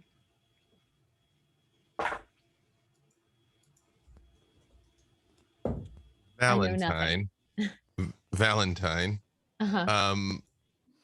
Eremos looks at you and he says, I believe this is absolutely your kind of thing. And let me just make sure that what I'm saying I can do. Please. Sorry. Actually for this I cannot, so never mind. Sorry. What's everyone's results on Arcana? 8 because I have minus. 8 17. also here because of a minus. 19. I had a 10. Yep. 8 over here because of a minus. Yep. Sorry, I was muted on OBS. And Fen? Fen is also muted. Try not to make noise. 11, even though I have advantage. Both of them with the same die. Very well. Desmond, this word, Moresi, you can't be sure, but you think you heard tales of it. Of course, being a noble, you've had access to a fairly extensive education, certainly beyond anything that a commoner might have. An old tale. An elf who turned his back on his people. Now that you're recalling it and rolling it over in your mind, yes, what was his name? Dorasane. He turned his back on his people and unleashed something on the world, undead with a terrible hunger. Now that you're recalling, you think him named the Prince of Ghouls, and the Moresi were his servants. And hearing that, Desmond just like, you mean the Moresi, like from the tale of the Alpha, like the servants of ghouls? I've made Uriah's Arcana roll with your prompting. Yes. Yes. It's coming back to me now. Dorasane betrayed his people and threw in with a demon lord. I hesitate to speak its name, but the prince of the undead. And for his betrayal, he was rewarded with a kingdom of his own in the abyss. Yeah, I've heard that tale as a kid. None of this group has heard that when they were kids? Not with those rolls. Roll That's a surprising to 17. me. Do I? Oh, 17. Yeah. Yes, actually. Then, Nahara, you have also heard this tale spoken of. It's more of a fairy tale than anything else. But, Oh, it's yeah. This was read to think me as was that true? It's just something, a story you told, and one of those things that end up in, so you should eat your vegetables and go to sleep at the right time. exactly that.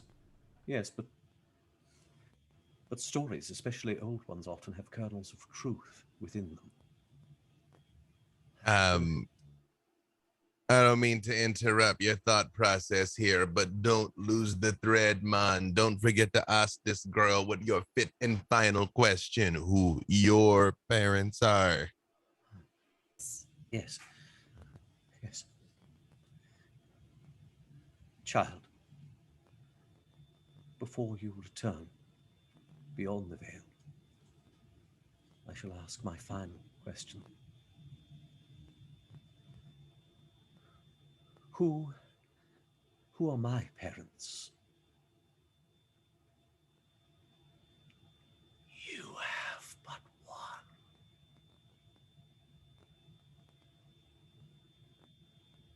Lately king of this realm. And with that, the spell ends.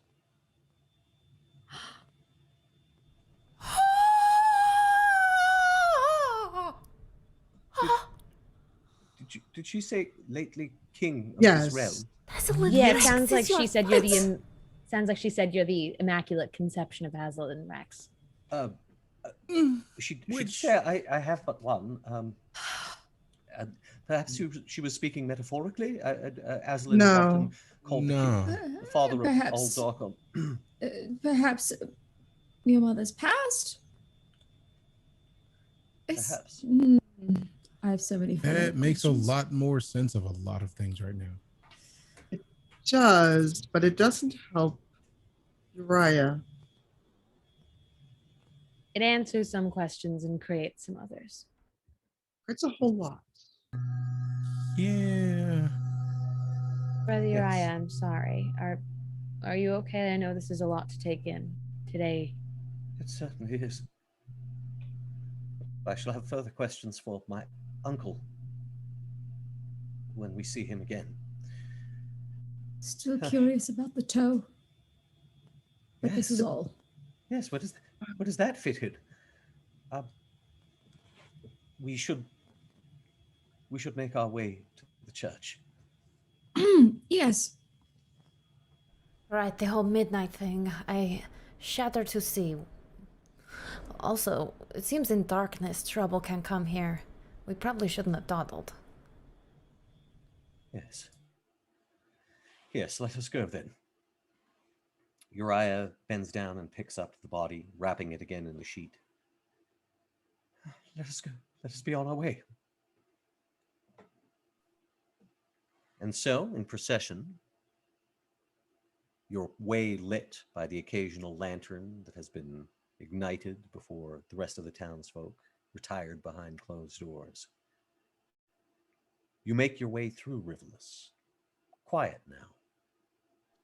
You see lights in windows. Occasionally, cracks of illumination spilling through as curtains are pulled back at your passing and then swiftly closed again. Even the barracks that you pass are tightly locked up. And you arrive at a modest but well-kept church. A graveyard sitting next to it. Uriah approaches and actually hands the body off to Eremos briefly as he raps upon the door. A very long time seems to pass before you hear the shuffling of feet on stone. And the door is opened a crack. You see an eye appear. Yes? How can I help you? Sister Inviolata, is that you? Oh my. Uriah Makoba. Oh, I see. Brother Uriah, by your raiment. Do you seek entry? I do. My friends and I, we seek to lay a lost soul to rest. Well then, the door is flung open.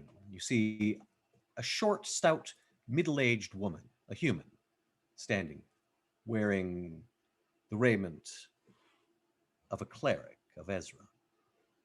Then come in. I bid you welcome, all of you. Thank you. I am Sister Inviolata. Hello. This church is my charge. And Thank you you are? for allowing us. Who? My name is Nahara. Thank you for allowing us to be here tonight. Yes, you are most welcome if you are friends of Uriah Makoba. Please, come in, come in. You're all ushered into the church. So, Uriah, who are your friends? They do not seem to be followers of the faith. No, sister, perhaps it's best I let them introduce themselves.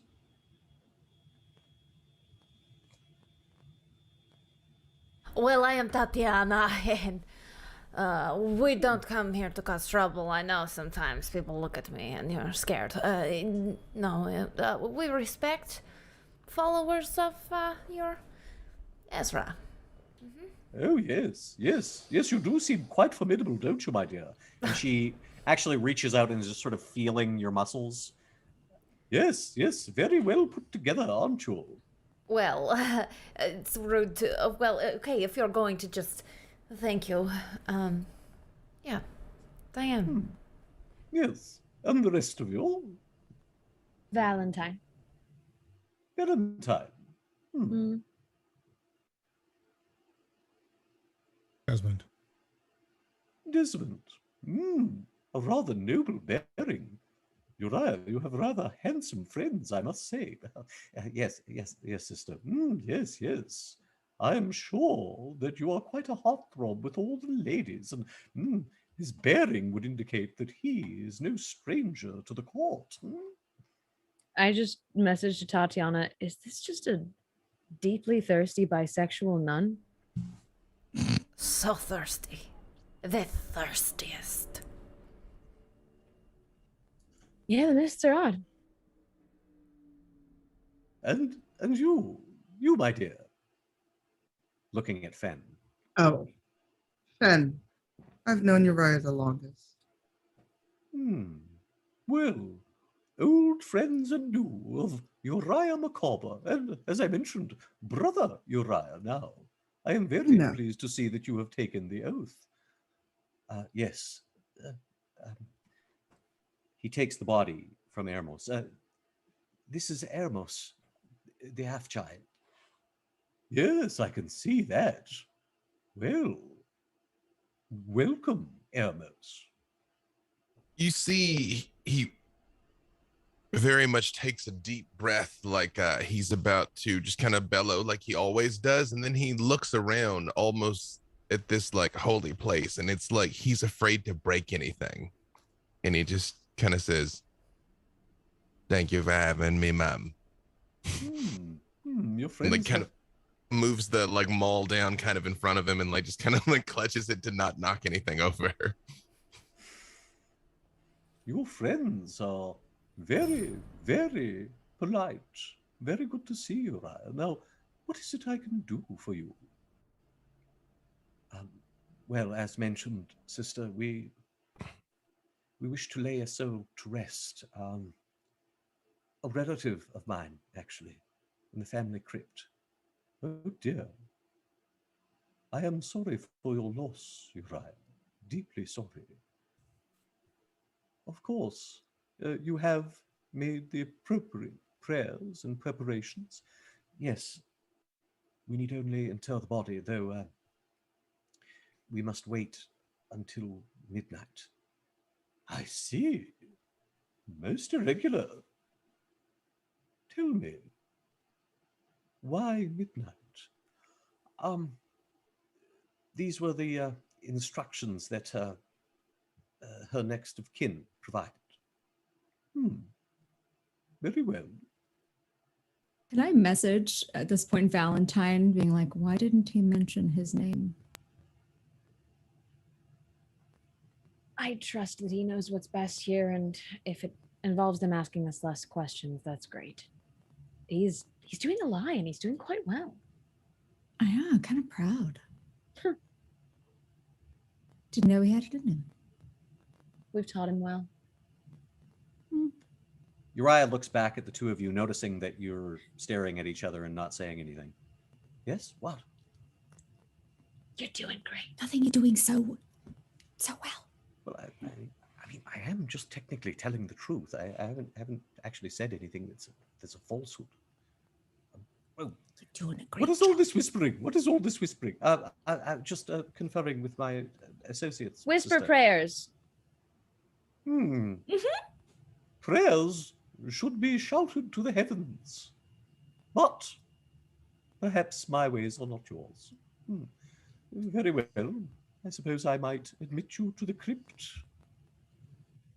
She pulls a large ring of keys from her belt and motions for all of you to follow her. Near the back of the church is a winding staircase that leads down into darkness. She speaks a word, and her hand begins to glow, or rather a ring upon it begins to glow with light. Now then, do watch your step. She leads all of you down, past catafalques and sarcophagi, most carved from stone, unlocking various gates as she walks through. And here we are.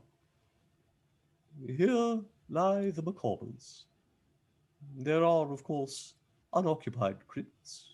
You may lay her to rest in one of these if you like, and, of course, a small donation to the church is expected. Let me handle this. Tatiana pulls out a rib that Desmond gave her earlier and hands it to the nun. Thank you, my dear, but no. I am familiar with old Broadfoot's cooking, and it is quite delicious, but more a monetary donation is generally traditional. You see Eremos produces from a fold of his robe a platinum piece, which is quite a lot of money.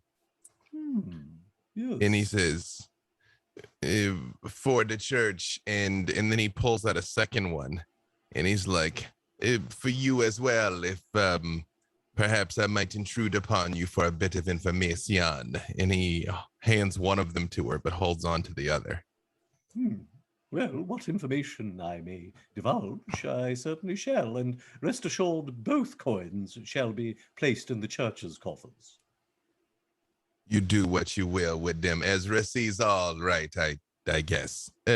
Question for you. You've read the holy texts? Skimmed, yeah, ma'am. Question for you though. My aura, you might say, takes me into the mist quite often, and I don't often see things like whole towns and lands being swallowed up. Your god Ezra, has she imparted upon you any wisdom as to why she's eaten your land a bite at a time? Ezra is not to blame for for the cataclysm which has befallen Darkon. I would have hesitated in previous times to voice this aloud, even within the confines of this holy ground. But I believe our king, our perhaps late king, is to blame. He has meddled in forces that were best left undisturbed. And the mists, well, Ezra gave herself to the mists, as the holy texts tell us, but they existed before her. She entered them to guide and watch over the faithful, the ultimate sacrifice that she may continue to protect those of her flock. But perhaps even she must give in to the forces beyond the mist. She will do what she can, I have no doubt. But Darkon is bereft of a king, perhaps bereft of a future. Here in Rivellus, we've seen the very least of it. I have heard tales from further in Darkon's reaches of entire swaths of land reclaimed, taken by the mists, never to return. It's a terrible time,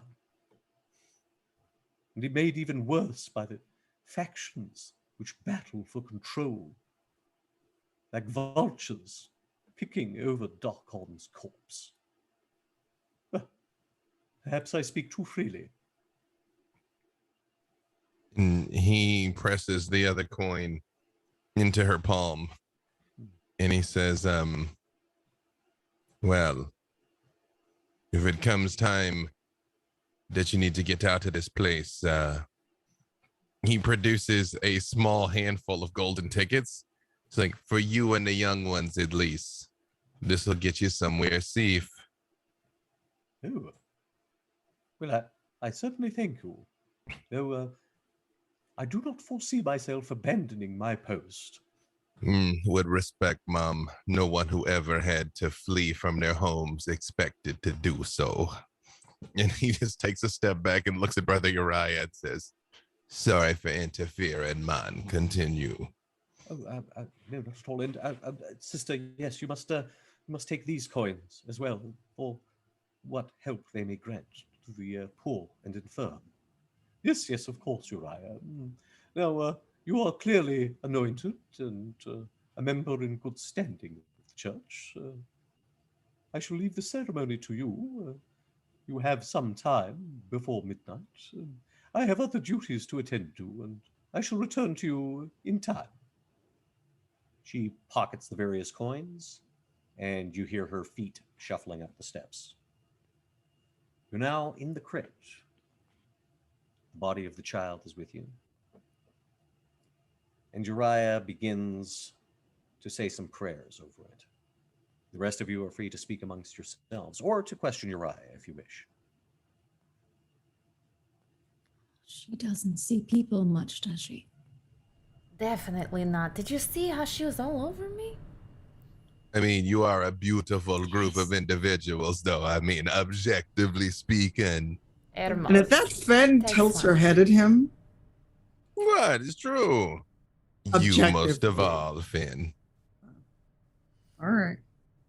I think you're ascribing some motivations to the sister's behavior that I'm not sure they apply. I mean, she does have her vows, of course, and she's perhaps- Exactly.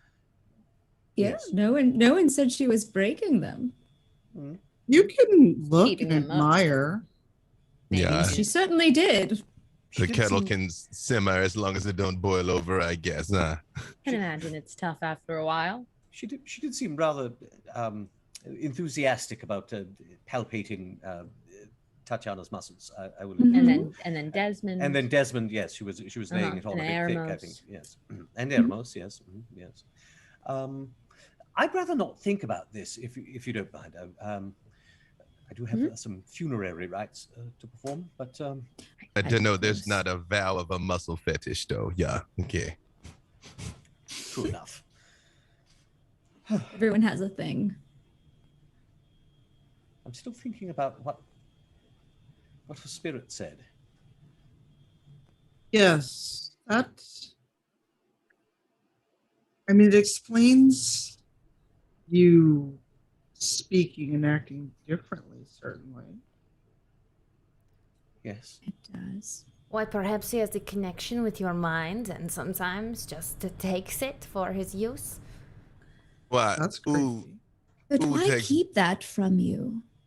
wait, who takes Brother Uriah's mind? She said the king of this place is dead. So if he was your father and he's dead now, how does it change anything? You woke up this morning thinking your father's dead. Now you find out he was not your father, but your father's dead. Well, think of it as I'd always taken such talk to be sedition, but it has long been rumored that Aslan Rex passed the threshold of death long, long ago. And what we've seen, well, tends to confirm that. He used his magics to prolong his life unnaturally, or rather to pass from life into undeath.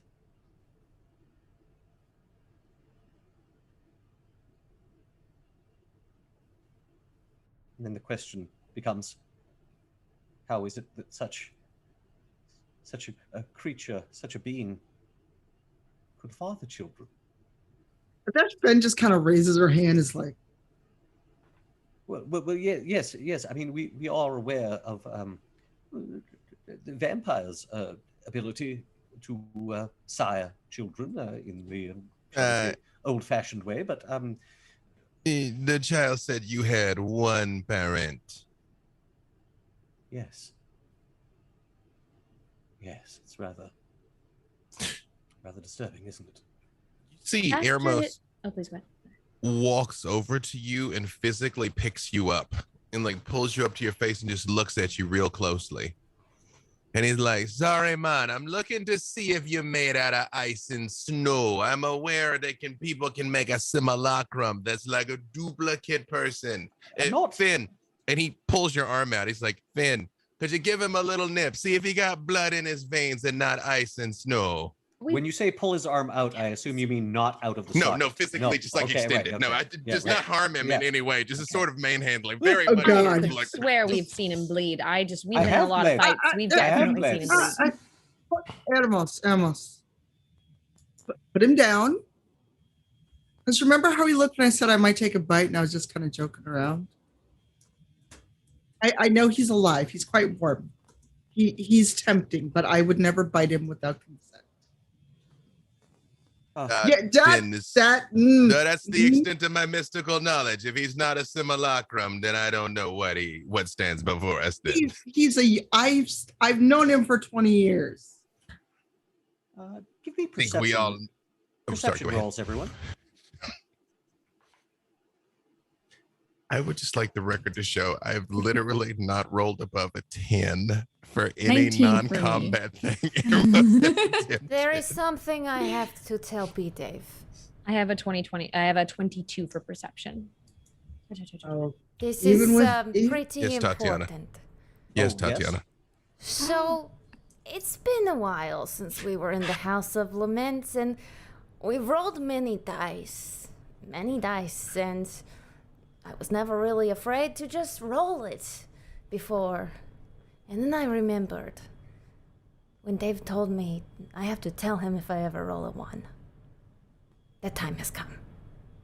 You know, first of all, I appreciate you. You're the hero we need. Also, I have passed to our esteemed dungeon master what happens, which I will allow him to dictate. If you're capable of seeing chat, if not, I will describe it. But Sorry, this will be our Zoom here in chat? this Zoom chat right here.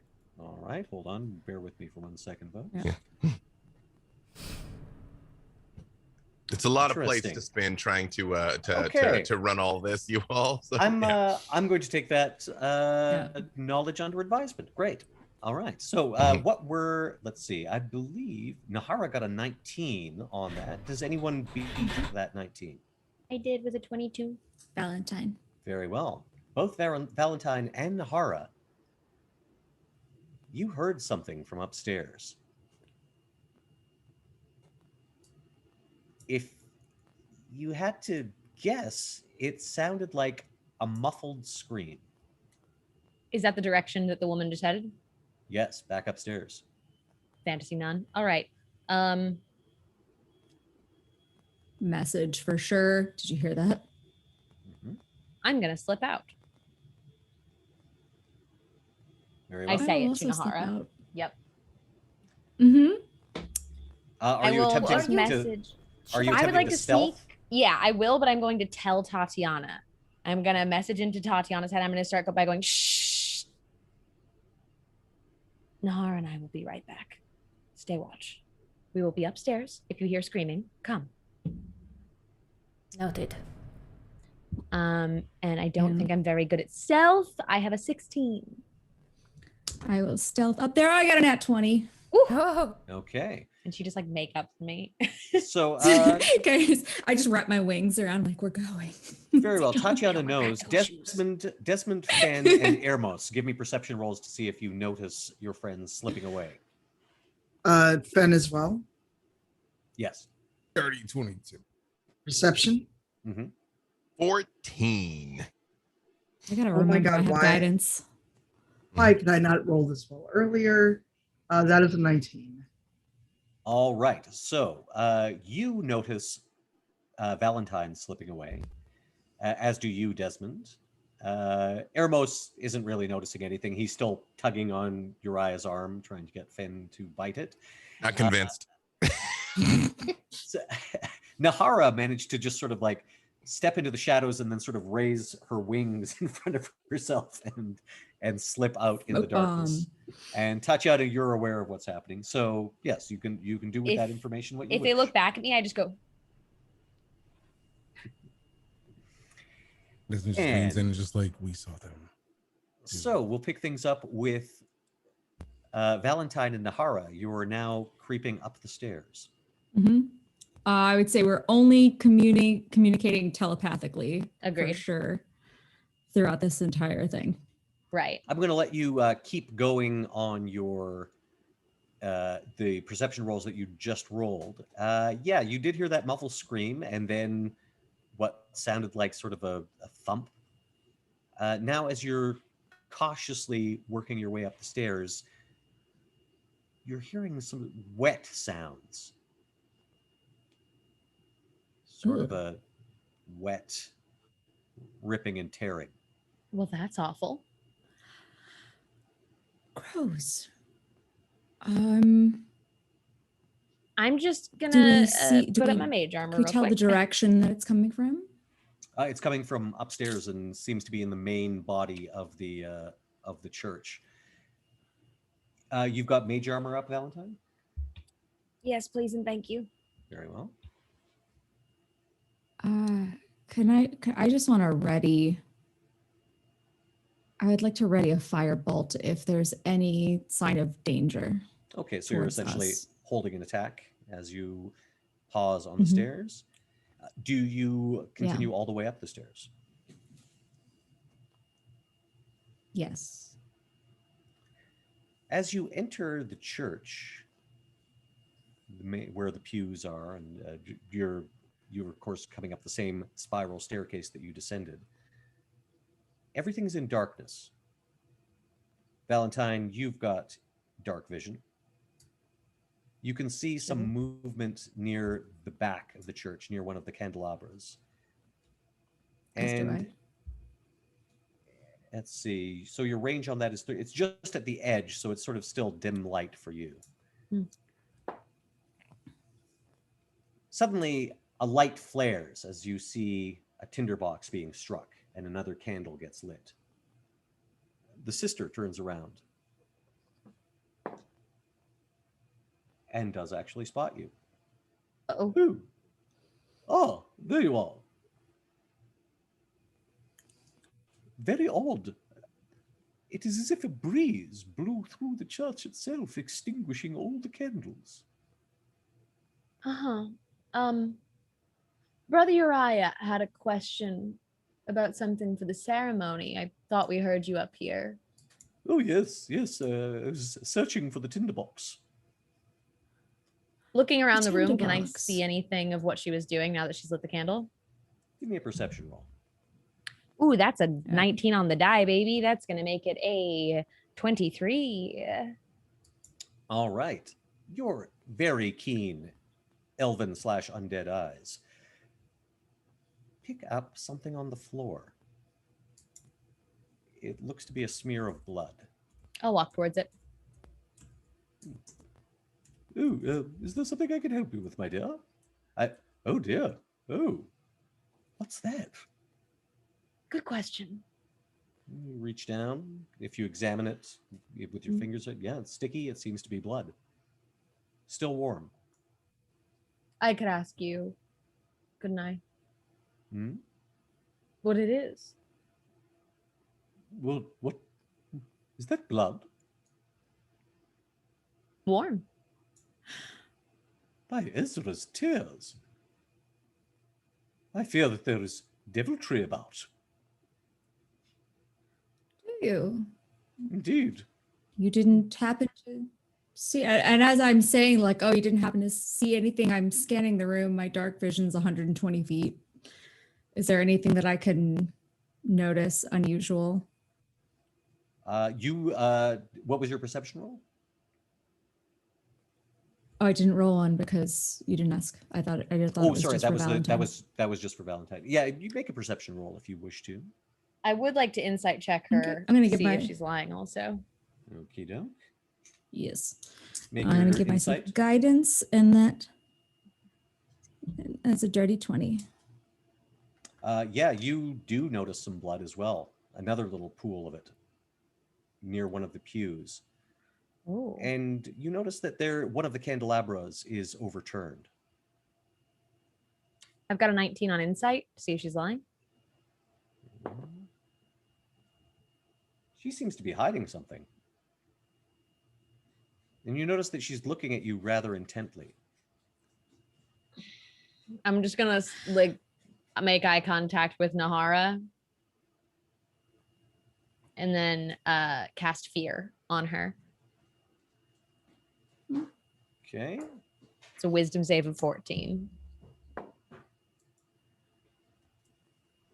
So this does have somatic components to it, I assume. Uh-huh. Yeah, I'm going for it. Yeah, so you cast it upon her. She pulls back for a moment, like, what are you doing? Oh, have you come to rob us? Oh, no, you just seem to knock this over. As I walk over to the candelabra that I see knocked over with the blood near it, not averting my eyes from her and placing it upright. Yes, it's very, very peculiar, very puzzling. I do not wish to be up here alone. Perhaps we should rejoin your companions in the crypt. You're not alone. You're with us. Yes, but I do not think it is safe for us to remain up here alone. I shall journey to the crypt. You may do as you wish. I'm going to message Nahara. We got to tie her up. We got to Yep. tie up a nun. We're I don't doing have any this. spells for that. So, as She's- you've pointed out, we sure do look like adventurers. I've got 50 feet of rope. Yeah. Yeah. She seems to be just bustling. She's bustling towards the stairs. I'm going to try and stop her. And she does seem to be casting glances back in your direction. So Yep. if you take an action, this will be initiative. Yep. Let me know if the woman screams. You know what? Let's do it. I can't. I'm Yeah, I neither did say gonna. if she I hears can't. I screams don't to want to come. charm person. Let's do this. We're. Yes, I'm and, gonna attack. She did not seem to be affected by your fear, by the way. I noticed. Yeah. Dislike. She has also rolled rather Strongly. well for her initiative. What are your initiatives? Oh boy. 17. 17. 14. Great. Mr. Dungeon Master, Yes. I would like to point out also, even though Ermos saw nothing and isn't there yet, he does have the Maul of Warning that will tell him if there's danger about. So let that come about whenever it might. What is the range on that? 30 feet. That mall is just sitting like a mall right now.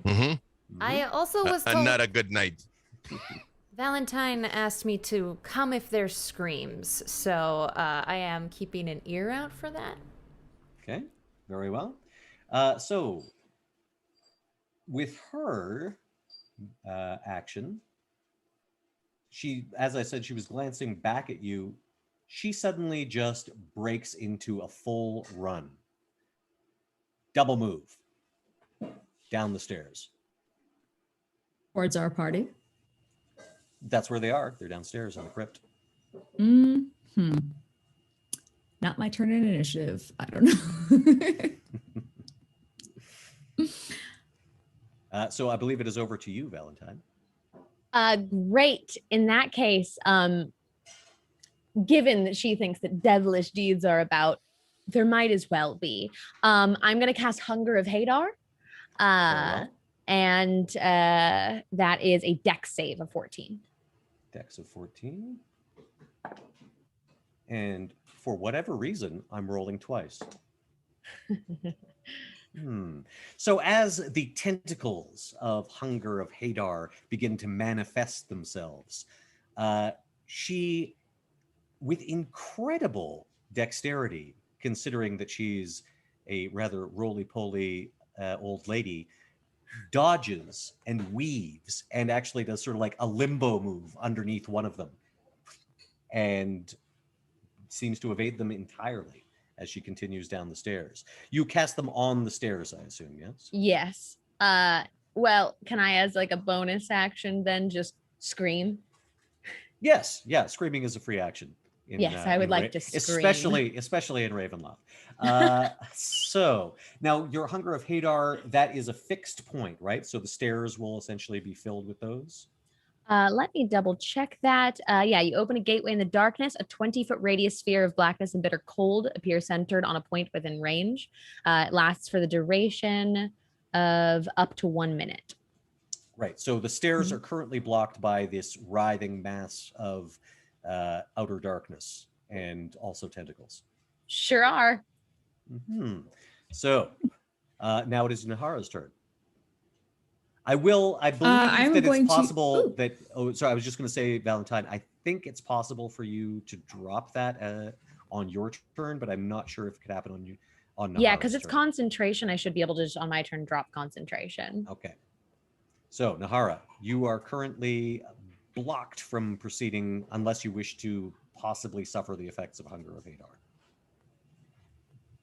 Oh, so it's but can I cast a spell through it, or does a spell? I don't believe it blocks spells, so no. If I'm not moving through. Yep. It would affect living beings. I'm going to stay right where I am. I'm not going to move into shadowy tentacles. I'm going to stay where I am and hurl a spell towards her. And just because I'm so curious to see what would happen with this type of damage on her being a nun, if this does anything, I'm going to see what Sacred Flame does to her. Very well. First question, Valentine, is there a reduced effect for those who make their save against Hunger of Hadar? If you could just look that up for me. It does not list anything as such. Nope. Then she just saved. Yeah. All right. So this is a. What's your difficulty on the Sacred Flame? The Sacred Flame. I'm sorry. What was that? Wisdom save Dex save 14. She also very deftly, as this divine fire manifests itself and burns the point where she was standing a second ago, she dances away and continues moving down towards your companions. You can see that her body language has changed entirely. You wouldn't say that she runs away so much as she skitters away. Oh, I don't like that. Can I hear the scream? It's at this point that all of you downstairs hear a scream, and I'm going to have you also enter initiative. So roll initiative. Dirty 20. Very well. It's just like I imagine like scream, and he just looks at the hammer, and then the hammer. Oh no! Okay, Yeah. great. Yeah. Yeah, actually, not quite yet. The hammer hasn't hasn't quite started yet, but you do hear a scream from upstairs. Yeah. 10. Dirty 20. Ermos, put him down. We have other problems. All right, and I'm going to what did Tatiana get on initiative? 13. Very well. I'm going to let all of you have your initiative action now. Let's start with B-Days. Let's start with Ermos, rather, with the Dirty 20. You see, he looks in the direction of the scream, in those clouds, storms and lightning start to form in his eyes again. And he's like, this seems like a bit of a problem. And he looks at Brother Uriah and says, you should finish whatever you was gonna do, man. I think nothing good's gonna happen if it goes past the stroke of midnight. Yes. And heads towards the stairs. Well, can he fit on the stairs with his hammer? If not, he's gonna wait for it to come to him. Yeah, let's see. How big are you when you're completely enlarged? He's not supersized Crazy. yet. He's just his normal self. I'd say that you can. Yeah. I'd say that you can Right. definitely use your ball on the stairs. Okay, then he is going to charge up the stairs because the Valentine and Nahara went upstairs and they're screaming, so he's going up the stairs. Are you dashing or just using your movement? Just movement, because he intends to swing at something if he gets close enough to see it. All right. As you come out of the crypt and onto the stairs, you see about 20 feet away from you now, the nun who you met before. She has a very odd look on her face, and behind her you can see darkness and writhing tentacles. I'm not sure if you've ever seen Valentine cast that spell before, but that's what you see. He's a well-traveled man. He probably got some idea. The moment I see this, he just says, got a problem with the nun. She ain't one. And swing at her. Very well. You're still 20 feet away, so you'd have to still use the rest of your movement, or... Can I get to her to swing at her? No, because you've already basically used your movement to get this far. You could dash Perfect. up to her, engage her in melee. You could wait for her to show up. I will continue blocking the staircase. If she wants to get down to them, she's got to go through me. So Very well. Okay. And next up, I believe we have Tatiana. Tatiana also dashes up the stairs if she can get past Ermos. He's friendly, so you can move through his square. Sorry, I said the word dash, and I meant it in a narrative way, not in a Oh, technical okay. way. Yes. So you would not quite. If you dashed, you could get right up to her. If you just use your movement, you basically end up where Ermos is. Can I step in front of Ermos? Yeah, I'm going to say that you can just sort of like do a little position shifting in combat, so that you're out front. And how many feet away is she, and how many feet behind her is Valentine and Nahara? They're at the top of the stairs, and in between you and them is this writhing mass of tentacles and cold and eldritch whatnot. Okay. So here's the thing. Tatiana sees this scene, and instead of raging as she might have done once, she feels an anger, a storm that brews inside of her. It swells and it grows. And she casts Thunderwave at it. Mm-hmm. As you begin to cast Thunderwave, suddenly tendrils of darkness envelop you, and you realize that it's actually your own shadow looping over you. No. And essentially grabbing your hands as you attempt to cast the spell. So please make a con check for me. This is not how I wanted my Constitution. first spell Concentration to go. check. A concentration check, yes. Oh, what is that? It depends on my spellcasting ability. Yeah, you need to be 10 plus the spell level. And I believe Thunderwave is first level. Mm-hmm. So you need an 11 or better. And what is my modifier? Wisdom for you.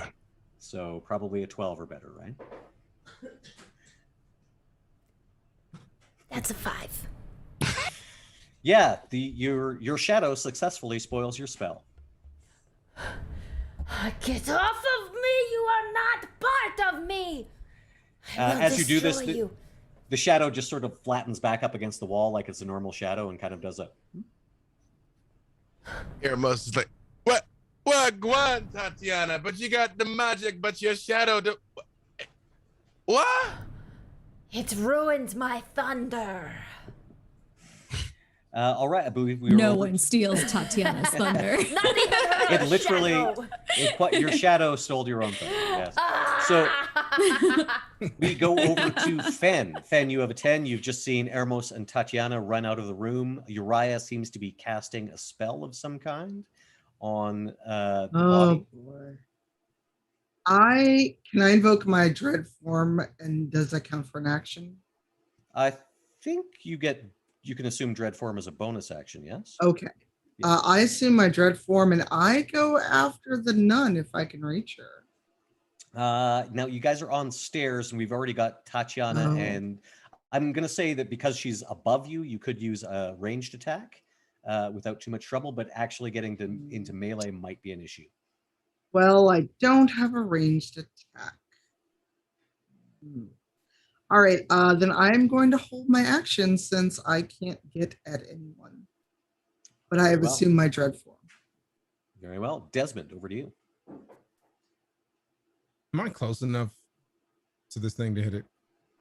Again, because we've got Tatiana and Eremos, who are both rather large in the way, you probably need to rely on a missile attack because she is about 20 feet up the stairs. So I think at that angle you could hit with a ranged attack, but melee would be an issue. Also, you're in the room, so you're basically running out, and once you get out, you can see her. If you wanted to close with her, you'd need to dash, and closing with her is not really an option. I do have a Zephyr Strike, so I could be fast enough, I imagine, to get there with that ability. You move like the wind.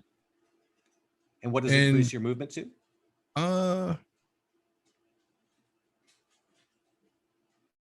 It doesn't say. It just says you move like the wind until your spell ends. Your movement doesn't provoke opportunity attacks. Yeah, so that's basically, it'd be good for escaping or whatnot. I'm going to say again, wait. because whether you hit or miss, your walking speed increases by 30 feet until the end of the turn. Then yes, you could use your full movement, and again, because they're friendlies, you basically got essentially double move, so you could get right up to her and melee if you wanted. Well, then cool, Zephyr Strike it is, Very well. because yeah, I don't trust this. Not I really a nun. I assume that's a bonus action. Yes, Zephyr Strike. Clicking it to see. Yes, one bonus action. Great. So you still have an action left. You can use a melee strike if you wish. Perfection. I would very much like to swing my longsword at her. Very well. I really have to stop using these digital dice. Just for the Fine. record, you can give yourself advantage on the attack, and you will do an extra D8 if you hit. Oh, that Thanks is a part of to- that. Mhm. And I didn't give myself advantage on that, so I re-roll or just roll again. Since I already rolled once. Mhm. Yep. 12. I'm afraid not. Again, with Congrats. an eerie amount of grace and speed, she dodges back from your strike and smiles at you. And her smile continues past the point where it would be normal for a person's smile to go. In fact, you can see the skin of her mouth pulls back, and you can see there's something beneath it. It's almost like the flesh itself is some kind of mask. Desmond hates it and just Soon. And we are back at the top, which means that she gets to go with her 23 initiative that she got. yay. Yeah.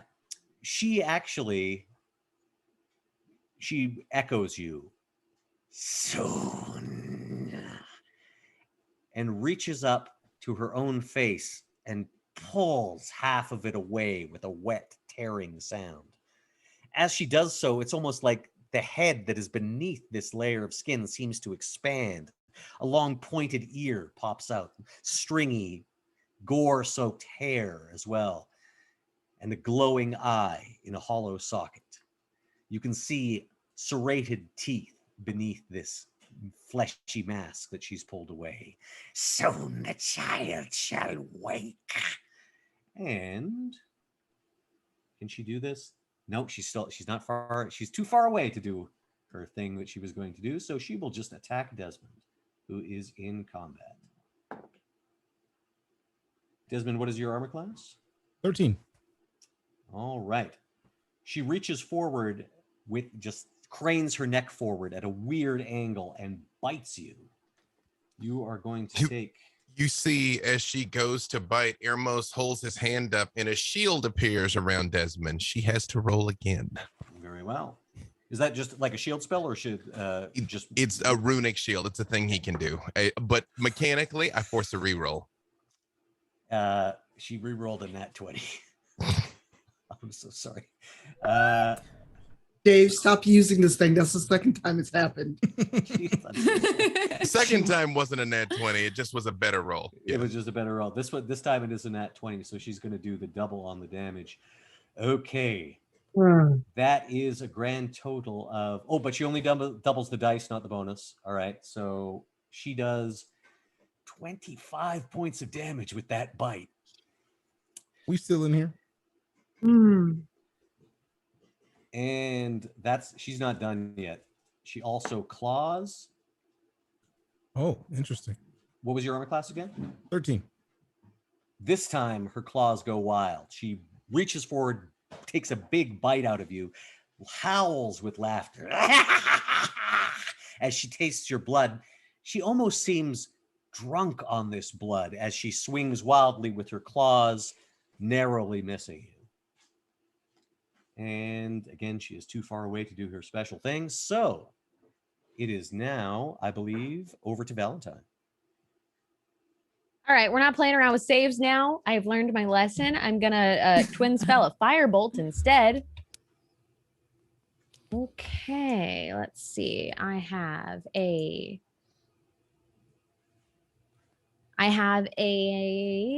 17 to hit on one. That hits. And I have a high math. It's a 17, 23 to hit on the other.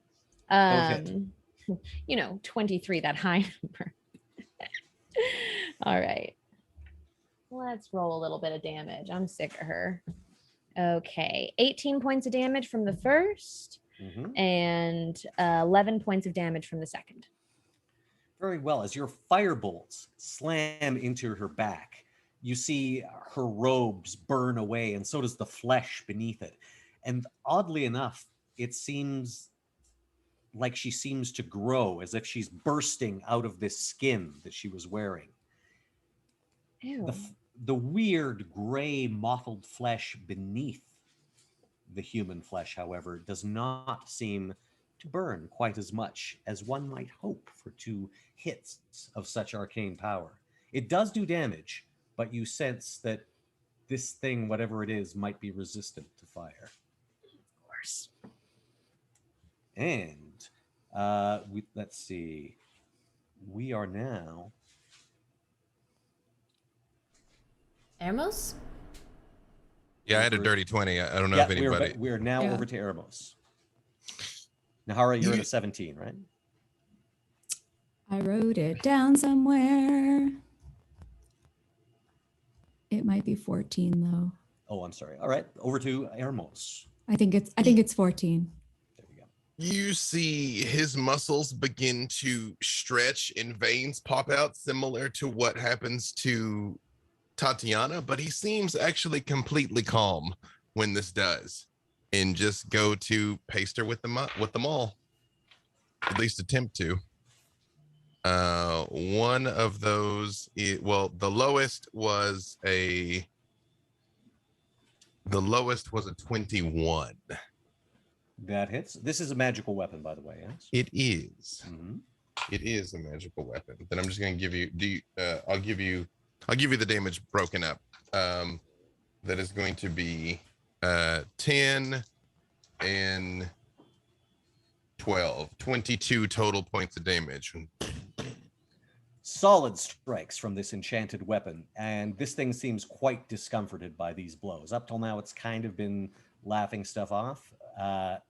It locks eyes with Ermos as the rest of the nun's face falls away, and you see both pointed ears suddenly spring up, and its eyes glow with unholy light.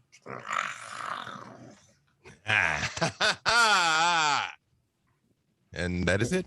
Very well. Over to Nahara.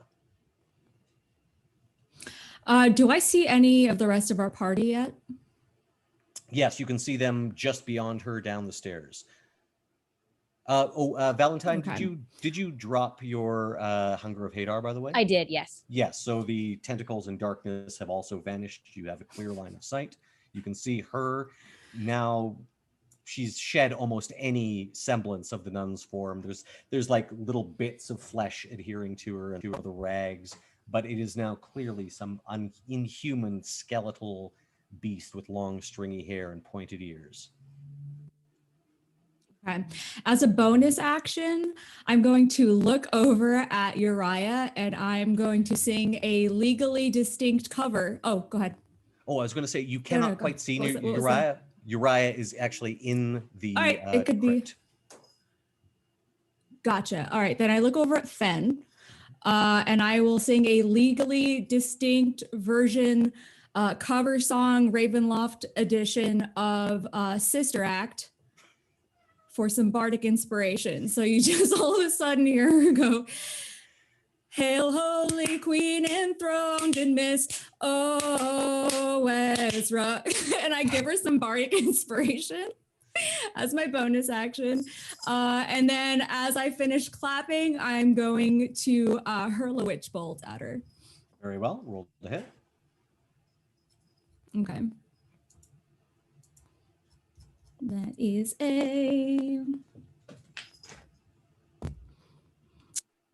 that is an 18 to hit. Does that hit? 18, that hits.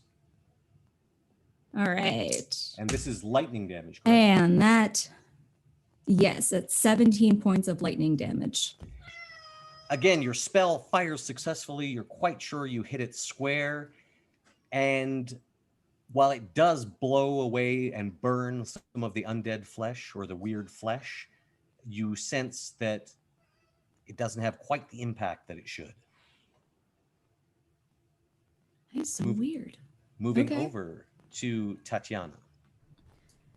Can I leave this spot on the stairs and become within melee range of this hag? Yeah, you can basically, because you're basically just following Desmond up the stairs, and you can easily make it to within, because she was only 20 feet away from you, so you can use your move and attack. I will move, and as I step closer, I see her long claws and her undead flesh and something primal and bestial rises within me. My own fingernails extend into long black claws from the tips of my fingers, and my eyes turn dark, but not like Valentine's. They don't lose all the white, but the iris grows bigger and dark brown. And I cast Primal Savagery. This will be 2d10 acid if it hits, and it is, it's just a hit.